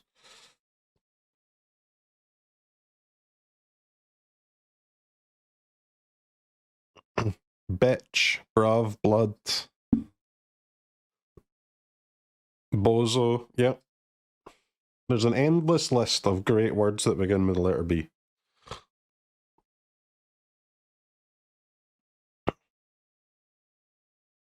Bing Bong? Yeah, that's not my favourite. Bingo was his name, oh. Great song.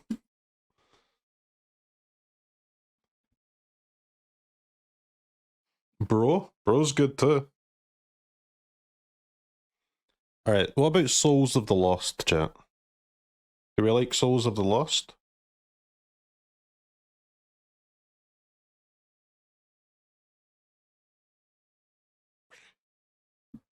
I don't really like creatures that 2-for-1 myself, but I do like discarding a card sometimes when the rest of my deck likes discarding cards. And I feel like if my deck likes discarding its own cards, I will probably be playing a deck that makes a big fat Souls of the Lost. Maybe?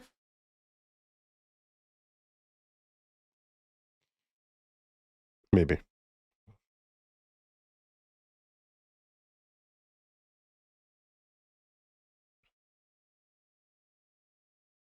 How do you know there's madness next set?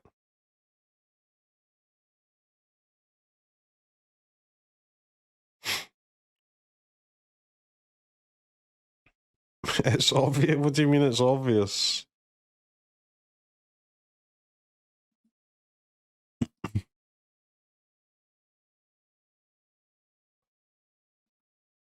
The next set is horror theme. It's horror theme? Bro, why are they bringing out horror theme set in February when there's a set that comes out at Halloween? Any horror sets at the Halloween stage of the year?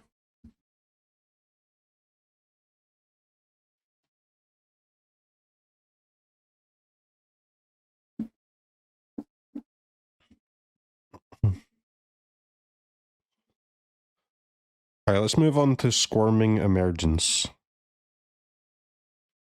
Now, this has to be one of the best cards in the set. It has to be. 3 mana. 3 mana. Bear in mind, most Reanimator cards cost 5 or 4 with an incredible downside. This one costs 3 and it has no downside. Return to the battlefield, target non-land permanent card in your graveyard. Permanent too, not even just creature, for some reason, with mana value less than or equal to the number of permanent cards in your graveyard. This is the best Reanimator card I think we've ever had in the time that I've played Magic. I can't remember anything better. It's insane.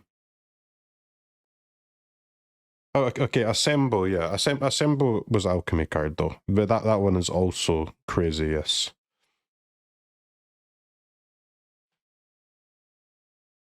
Now, don't get me... Reanimator cards are generally bad, right? I know I said that Reanimator cards normally cost 5. But they're shit when they cost 5, right? So they have to be way better than that to be playable. But 3 mana instead of 5 is way better.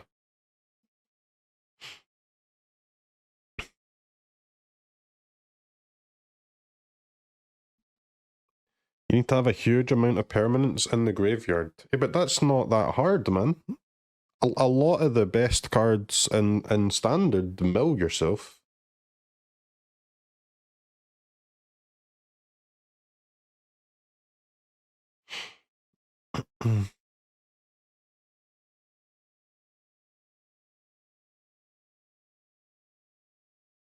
Exactly. Dude, people play 4 mana Reanimator cards in Historic. Exactly. This thing costs 3, bro. 3!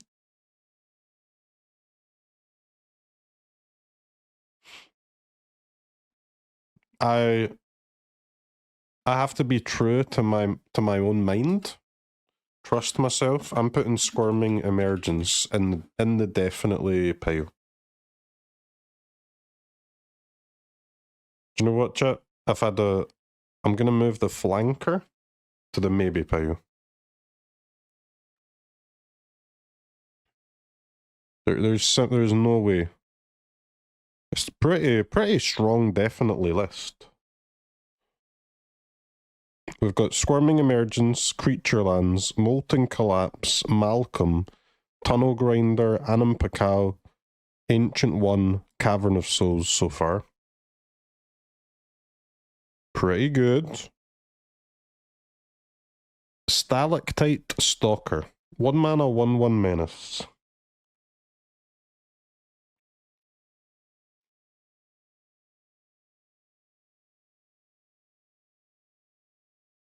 At the beginning of your end step, if you descend this turn, put a counter on Stalactite Stalker. Meh.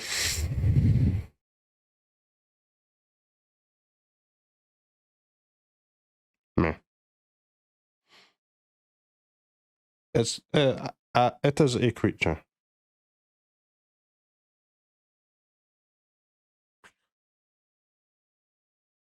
Do you like goblins? Goblins are the best tribe in Magic, don't at me.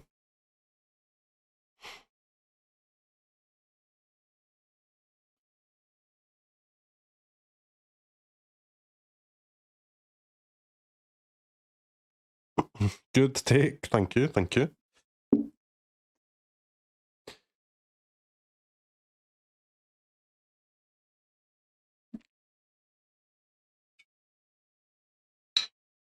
So, is this any good?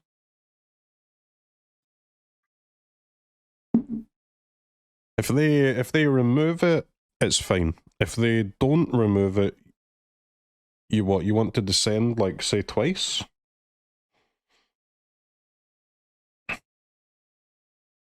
Doesn't seem that hard to make it pretty good.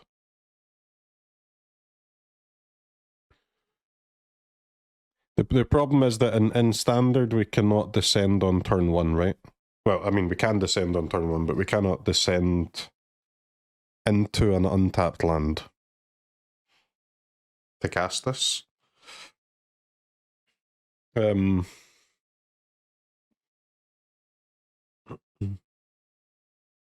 This into Teachings, though, is quite the start to a game of Magic. Quite the strong start.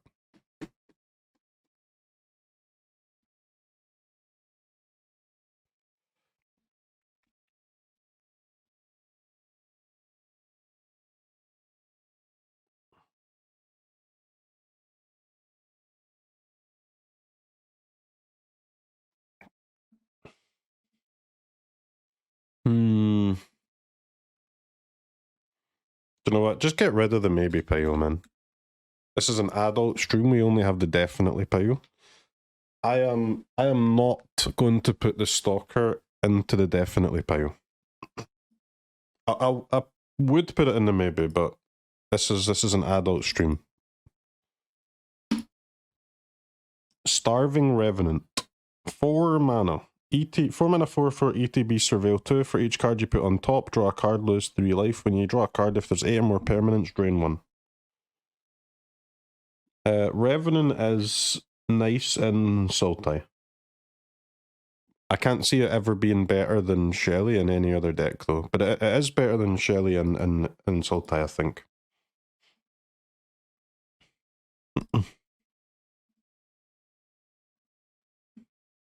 So maybe 1 or 2 copies, but you might just end up like cutting Shelly and then replacing it with another one of the new cards and not this one. It's not that good. It's not a definitely, that's for sure. Shelly is just useless in Sultai, and this is not that much better, is it really? It's okay.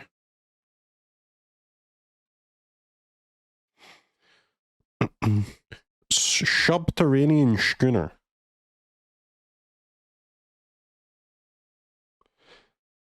2 mana, 3/4. When it attacks, creature that crew that explores. Meh. Seems bad.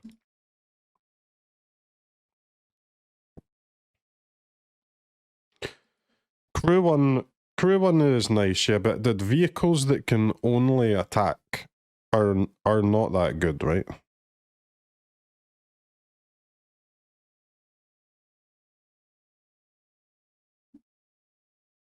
Because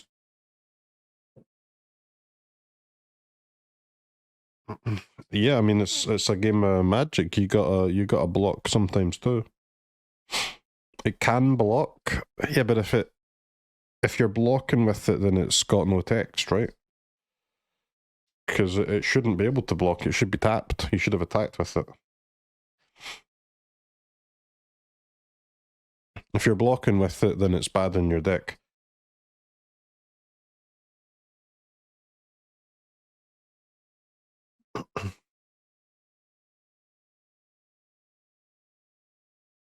That's every creature without vigilance. Not true, man. Not true at all.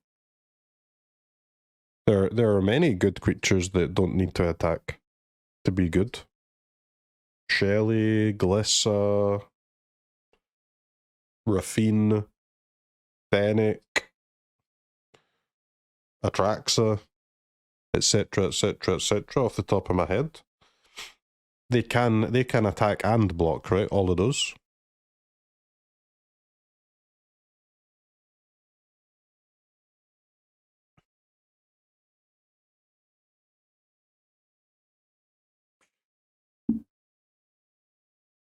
It does not die to go for the throat. That's true, but all of your creatures that you're trying to crew it with do, though.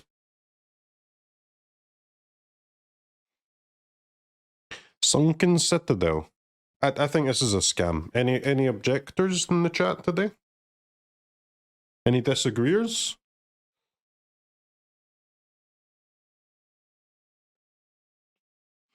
It's not Bankbuster, man. Bankbuster does more damage when attacking, is better at blocking. I mean, it's scuffed.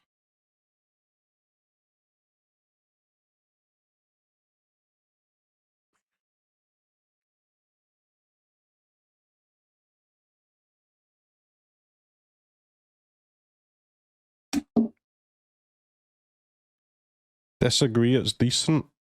Yeah, but we're not looking for decent, man. We're looking for cards that definitely are good enough to compete in a 10 set Explo format. This is not an Explo card. This is a standard card. Sunken Citadel. ETB tapped. As it enters, choose a color. Yeah, we're looking for cards that you can craft on day 1 of the set, and there is a 0% chance that you've wasted your wild cards. That's how high the bar is here. This has a more than 0% chance you've wasted your wild cards.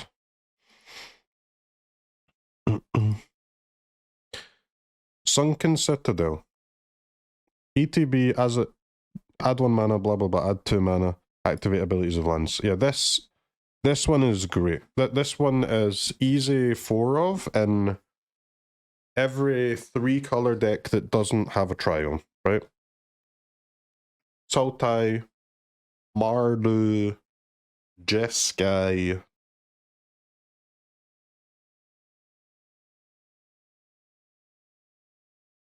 Sultai Mardu Jeskai. I'll get it, chat. Wait a minute. Abzan. One more. Teamer.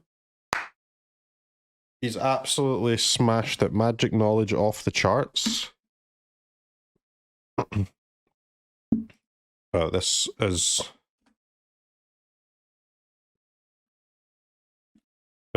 Sunken Citadel. Get that in the definitely pile, please.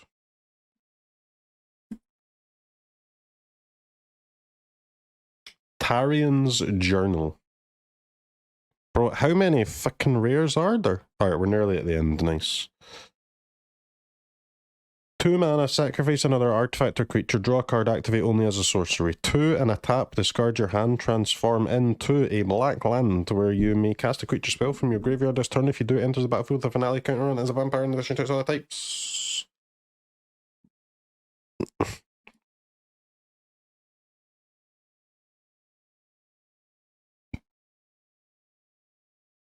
Isn't this thing like insanely... This is a banger Kethis card, by the way.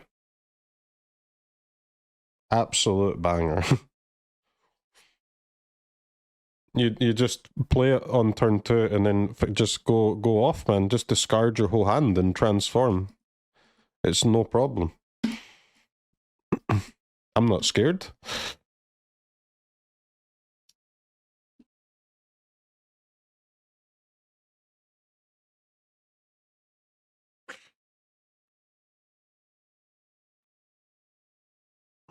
Isn't Kethis dead with a new hate card?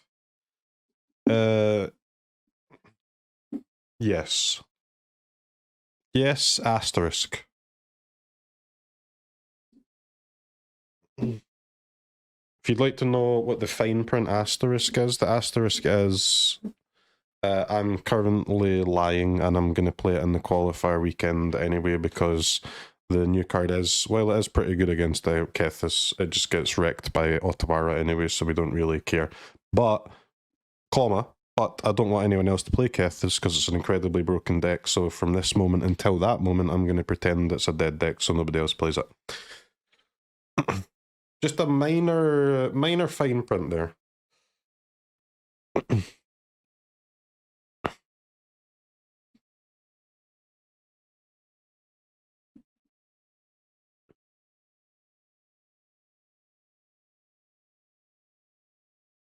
Mind games are being played, yeah. Alright, what about Standard and Alchemy? What are we thinking about the journal?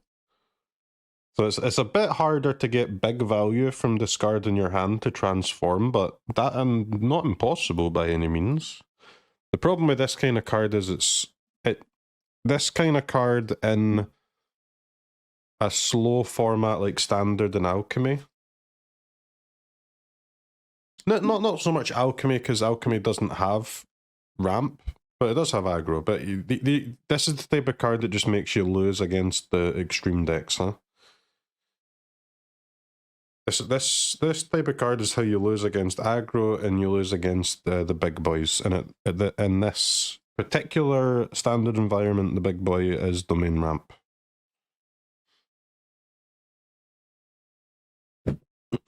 I've got to say no to this, but it is definitely an interesting one. Tarian's Soul Cleaver. Equipped creature has vigilance whenever another artifact. It certainly does not make our pile. Remember, definition of definitely. 0% chance to waste wild cards. 0%. Not 1, not 5, not 10, 0.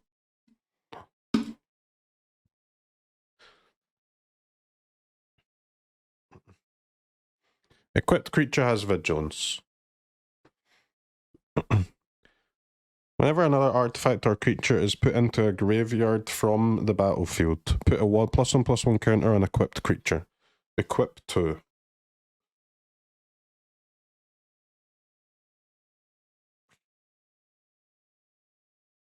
This is such a weird equipment, man. Vigilance is crazy good. Asterisk as long as your creature is pretty big.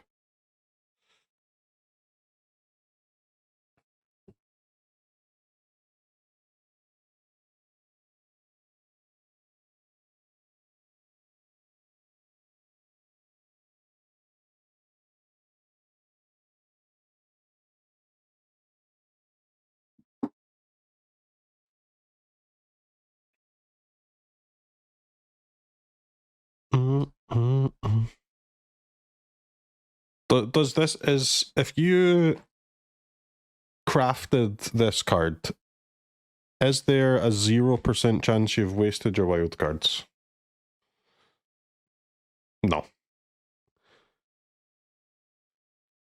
Good, is it good against aggro? Maybe. Is it good against ramp? No. Is it good against the piles? No. Terror Tide. All creatures get -X until end of turn, where X is the number of permanent cards in your graveyard. Well, this should be good. I'm not going to put it in my list because, well, you can only play it in one deck, right? Sultai self-mill or equivalent. So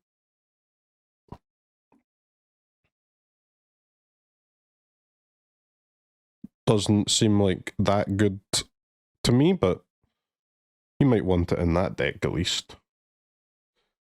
The Belligerent. 4 mana 5/5 artifact vehicle. When it attacks, create a treasure. Until end of turn, look at the top card, play lands and cast spells from the top. This has to be good, man. This has to be. We've already had this discussion.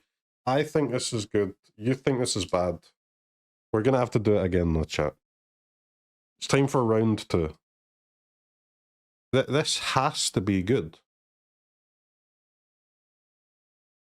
It has to be good. It's a 5/5 frenzy. 4 mana 5/5 frenzy. I hate the colors though. Blue red colors attacking with a 4 mana creature is cringe, but the card is definitely good. The colors are so scuffed though. Blue red, man.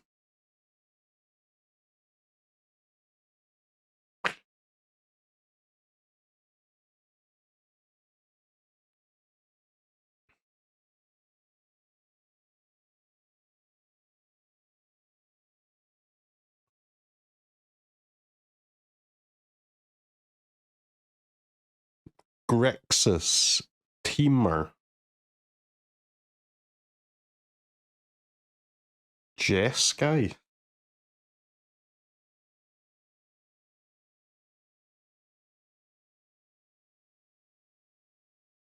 Blue red is just, it's such a shit color combo, man. It can't, like, blue red is just completely unplayable.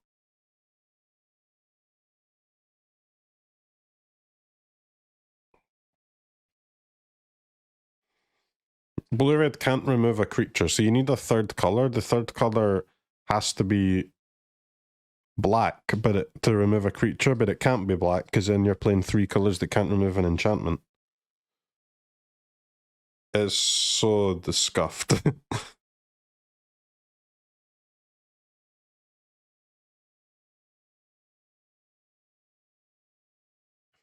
I think blue red in today's economy needs to be like a Swift Spear deck, right?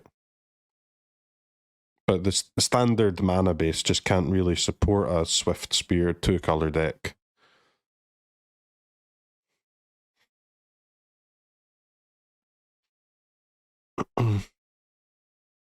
You're not going to be able to play like you can't play blue red like Goldspan Dragon type deck, you know, blue red control, so to speak. We don't have a a game-swinging card. And this obviously does not swing games by itself, because you need to play other creatures too.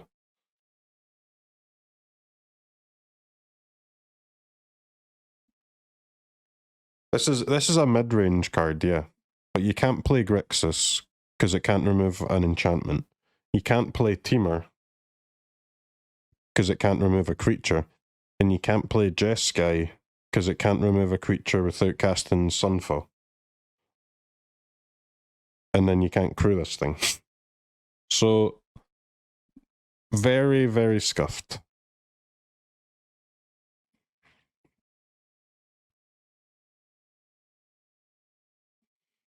Give me 1 sec, chat, and then we'll do the last few cards. We're almost at the end here. I think we've got like 10 left.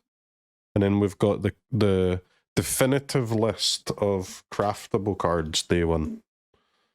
1 moment, please. The ever-flowing Hwell. Enters the battlefield, discard mill 2, draw 2. At the beginning of upkeep, if there's 8 permanents, flip into.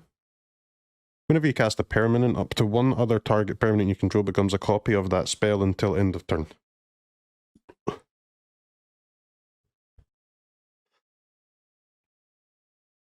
Seems bad. 1,000 Moons Smithy. This one is good, huh? I'm pretty sure this one's good.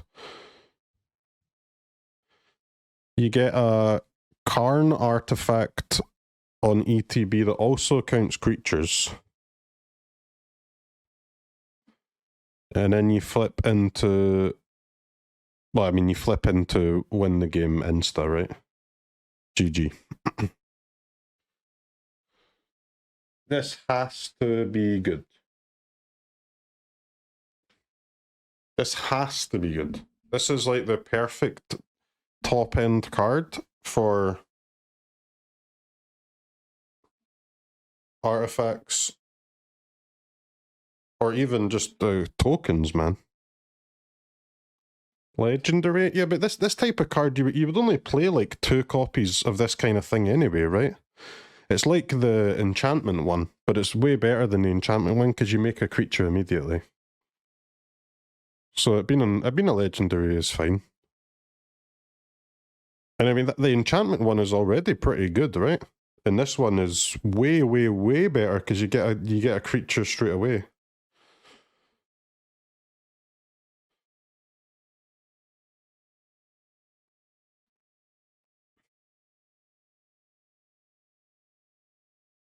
It's impossible for this not to be good. It's good against aggro, it's good against ramp, it's good against midrange, it's good against everything. It's just that this is the nuts.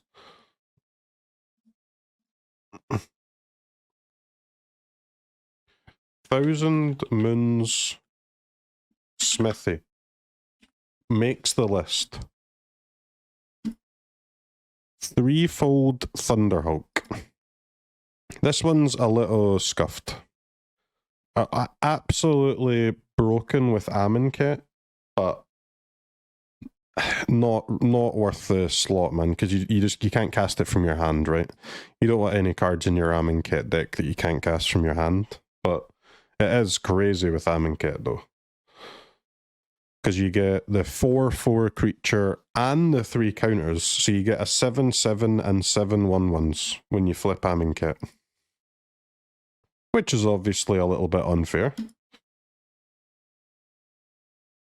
It's easier to cast than triplets, but it costs 1 more mana, man. It's just not good. Triplets is already too slow against ramp. This is just unplayable. It's so good that it has to be... It's so game-winning that it has to be good. I don't know, man. Maybe. Maybe. I will try this as a one-of in Sultai, but...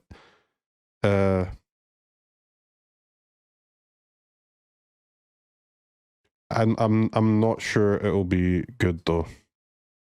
But if it could be, and if it does end up being good, I'll be very happy. Throne of the Grim Captain. 2 mana artifact, legendary, mill 2. Craft with a dinosaur, a merfolk, a pirate, and a vampire for 4. Into the Grim Captain. 7/7 Menace, Trample, Lifelink, Hexproof. When it attacks, each opponent sacks a non-land permanent, then you may put a blah blah blah. Okay, so flip into win.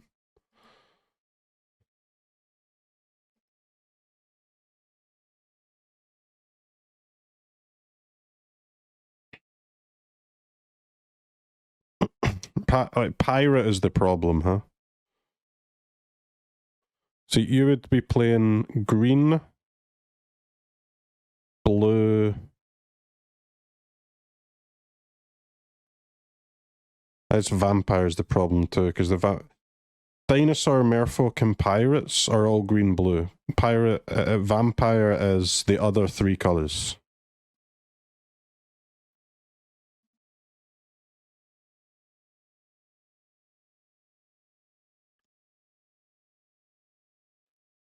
And there's also a problem that there's only 1 playable pirate. Can't be done.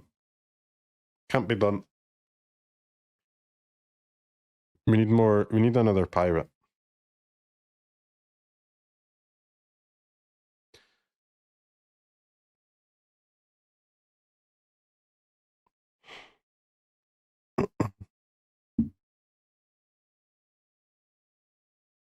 Maybe an alchemy, yeah, because you get Crucius. So it would be red, black. Nah, it's still 4 colors, man. It still needs to be red, black, green, blue. It would have to be red. It would have to be Jund, right? You'd have to be able to satisfy this as Jund. Red, black. Wait, which is not possible because the red it has to be Grixis. It has to be Grixis.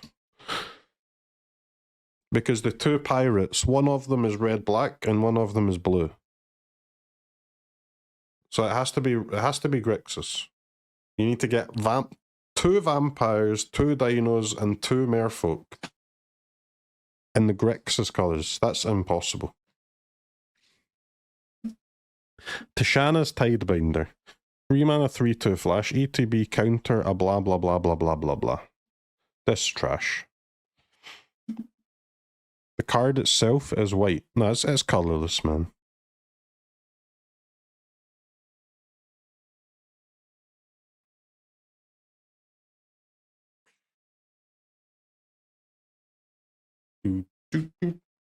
This thing sucks, surely. It's a merfolk, though. Maybe put... I mean, it's not that good. You're not going to find better merfolk that costs 3, so you're going to have to play it, but your merfolk deck's going to be bad.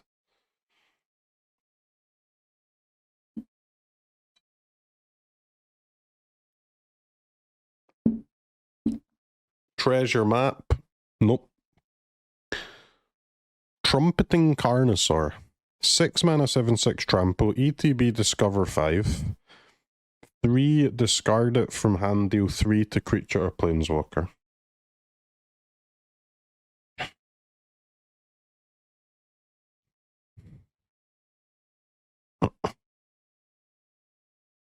I mean, it's kind of game ending, isn't it?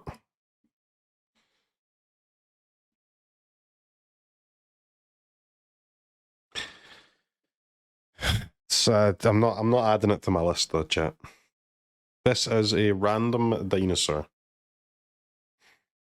Unstable Glyph Bridge. 5 mana artifact, ETB if you cast it. For each player, choose a creature with power 2 or less they control. Choose a creature with power 2 or less, not up to. Okay, destroy all creatures except creatures chosen this way.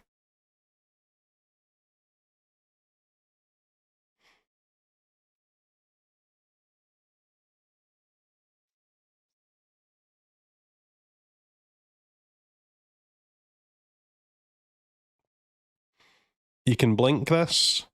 That's true, you can blink it, but meh.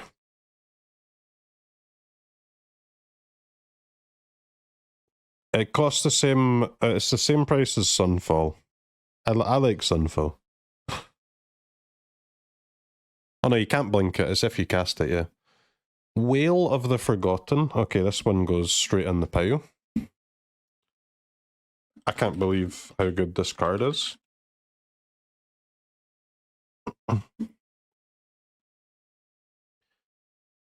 Descend 8. Choose one. If there are 8 or more permanent cards in your graveyard as you cast a spell, choose one or more instead.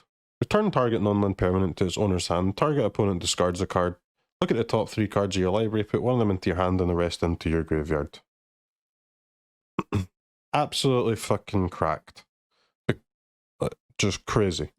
Because of the order too, if they have no cards in their hand and you've descended 8, you can bounce their thing and make them discard it.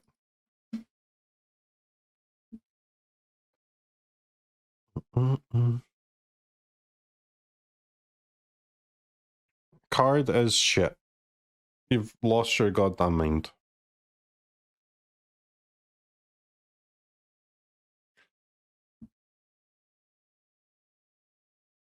You have lost your goddamn mind.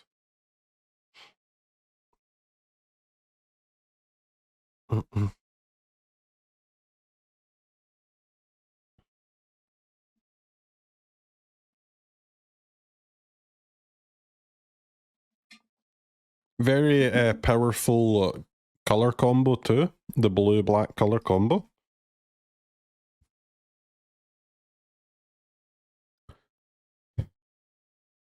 Not much to say, man. That makes the list. Warden of the Inner Sky.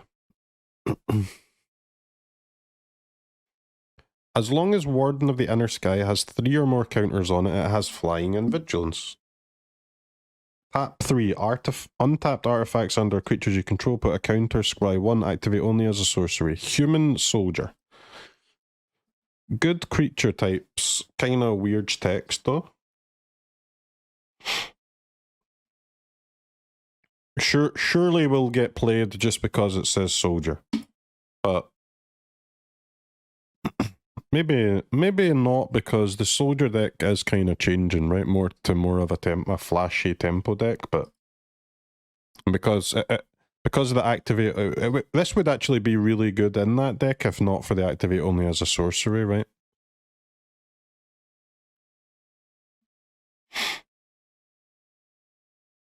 Tapping your own creatures and aggro. Very nuanced outlook on Magic there. Me aggro, me charge. Me control, me kill.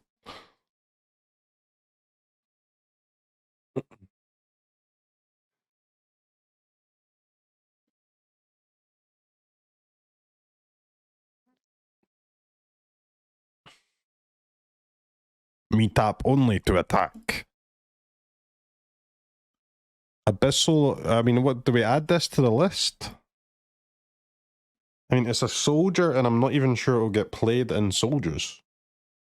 Like, it's a good card, man.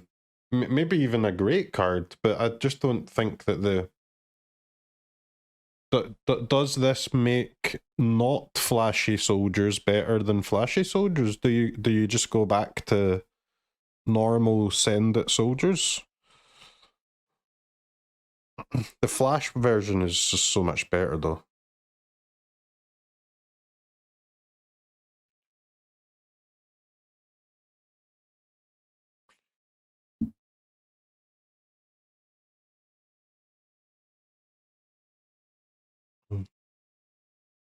What about this not in soldiers? What about like normal mono white aggro? What's mono white aggro's 1-drops? Skrelv, Training Man, and Recruitment Officer.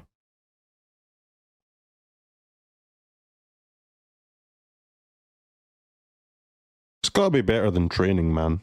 He's pretty bad.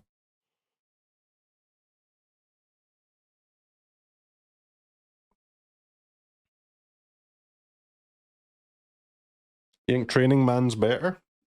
Maybe. I mean, maybe they both suck. Training Man is shit, though.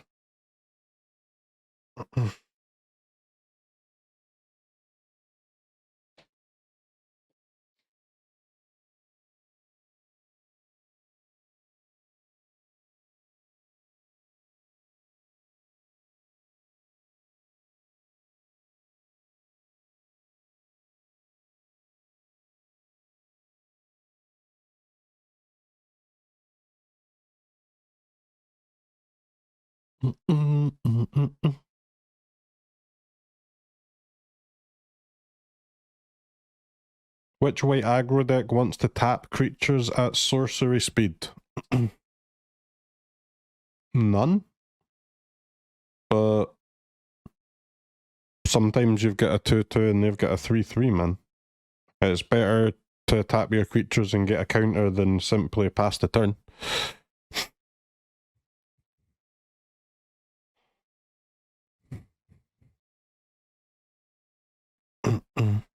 Abyssal Gorestalker.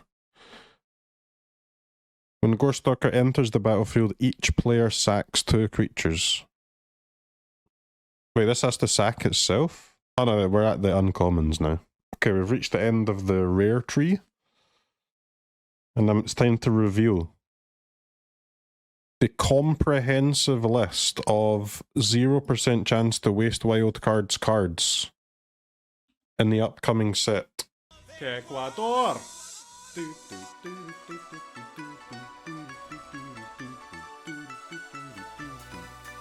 Ecuador!